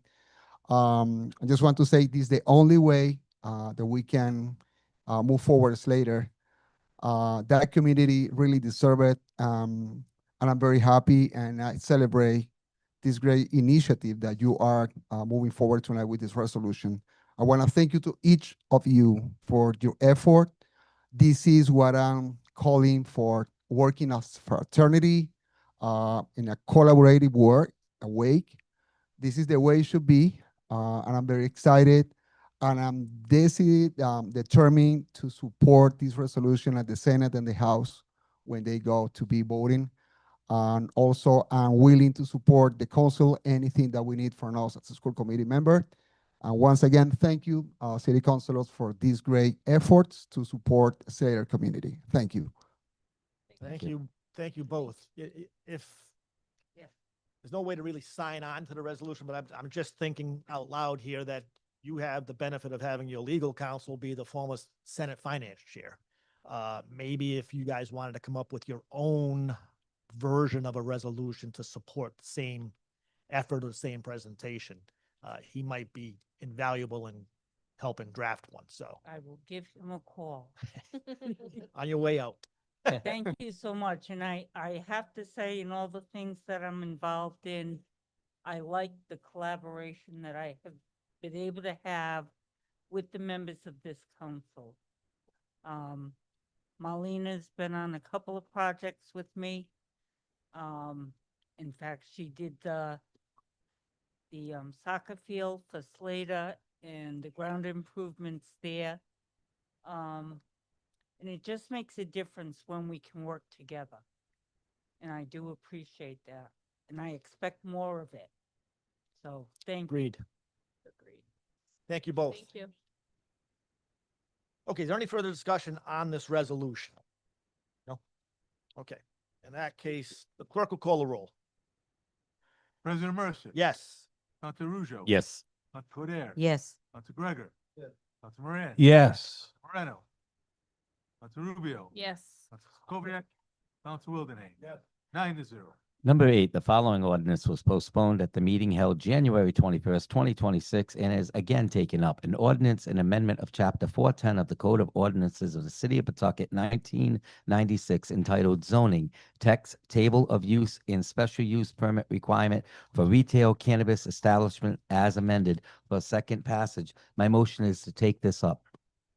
Been moved by Councilor Russo, second by Councilor Moran, that the following ordinance was postponed at the meeting held January 21st, 2026, and is again taken up. It's an ordinance and amendment of Chapter 410 of the Code of Ordinances of the City of Pawtucket, 1996, entitled Zoning, a text, table of use and special use permit requirements for retail cannabis established as amended. This is up for second passage, and we take it up again now. Chairman Moran. Thank you, Mr. President. Yes, as ordinance chair, the recommendation is that we make a motion to postpone indefinitely this particular ordinance. We just wanted more time to vet it out. It's a complex issue. We've talked about it before on the council floor and at the committee level, but we have some tight timeframes coming up with applications and everything. So because of that, we don't want to rush this through or anything. So that would be the motion at this point in time, to postpone it indefinitely, and then we can always revisit it afterwards too. Second. Second. Motion been moved by Council Moran, and it looks like seconded by the entire city council, to indefinitely postpone an ordinance and amendment of chapter 410 of the Code of Ordinance of the City of Pawtucket, 1996, entitled zoning, table of use and special use permit requirements for retail cannabis establishments as amended. Again, the motion is to postpone indefinitely. Any discussion on that motion? Clerk will call the roll. President Mercer. Yes. Dr. Rujo. Yes. Codere. Yes. Dr. Gregor. Yes. Council Moran. Yes. Dr. Rubio. Yes. Council Kubiak. Yes. Council Wilderness. Yes. 9-0. The Finance Committee returns the following. An ordinance of repealing and replacing the schedule of pay rates for Local 1012 and data in 88-12 of the Code of Ordinances in the City of Pawtucket, 1996. Pawtucket Water Supply Board reclassification for first passage on a roll call vote. Second. It's been moved by Council Wilderness, second by both Council Moran and Council Rubio, that the Finance Committee returns the following: an ordinance repealing and replacing the schedule of pay rates for the Local 1012 in Section 88-12 of the Code of Ordinance of the City of Pawtucket, 1996, regarding Pawtucket Water Supply Board reclassification. This comes from it's returned with the recommendation for approval for first passage. Any discussion? Clerk will call the roll. President Mercer. Yes. Dr. Rujo. Yes. Council Codere. Yes. Council Gregor. Yes. Council Moran. Yes. Council Rubio. Yes. Kubiak. Yes. Council Wilderness. Yes. 9-0. Item number 10, the Committee on Claims and Pending Suits returns the following claims for damages against the city. Israel Thomas for $127.36 for a pothole. Motion is to approve on a roll call vote. Moved by Councilor Rubio, second by Councilor Moran and Councilor Arujo, that approval will be given to a claim of Israel Thomas in the amount of $127.36 for a pothole claim. Any discussion? Clerk will call the roll. President Mercer. Yes. Council Rujo. Yes. Council Codere. Yes. Council Gregor. Yes. Council Moran. Yes. Council Rubio. Yes. Council Kubiak. Yes. Council Wilderness. Yes. 9-0. RIPTA Claims Management for $824.76 for a police vehicle. Motion is to approve on a roll call vote. Second. Been moved by Councilor Rubio, second by Councilor Rujo and Councilor Moreno, sorry. That a claim of RIPTA's claim management in the amount of $824.76 for a police vehicle damage be approved. Any discussion? Clerk will call the roll. President Mercer. Yes. Council Rujo. Yes. Council Codere. Yes. Council Gregor. Yes. Council Moran. Yes. Council Rubio. Yes. Kubiak. Council Wilderness. Yeah. 9-0. And claim number 3 has already been paid by the Rhode Island Interlocal Trust. I move to take that off.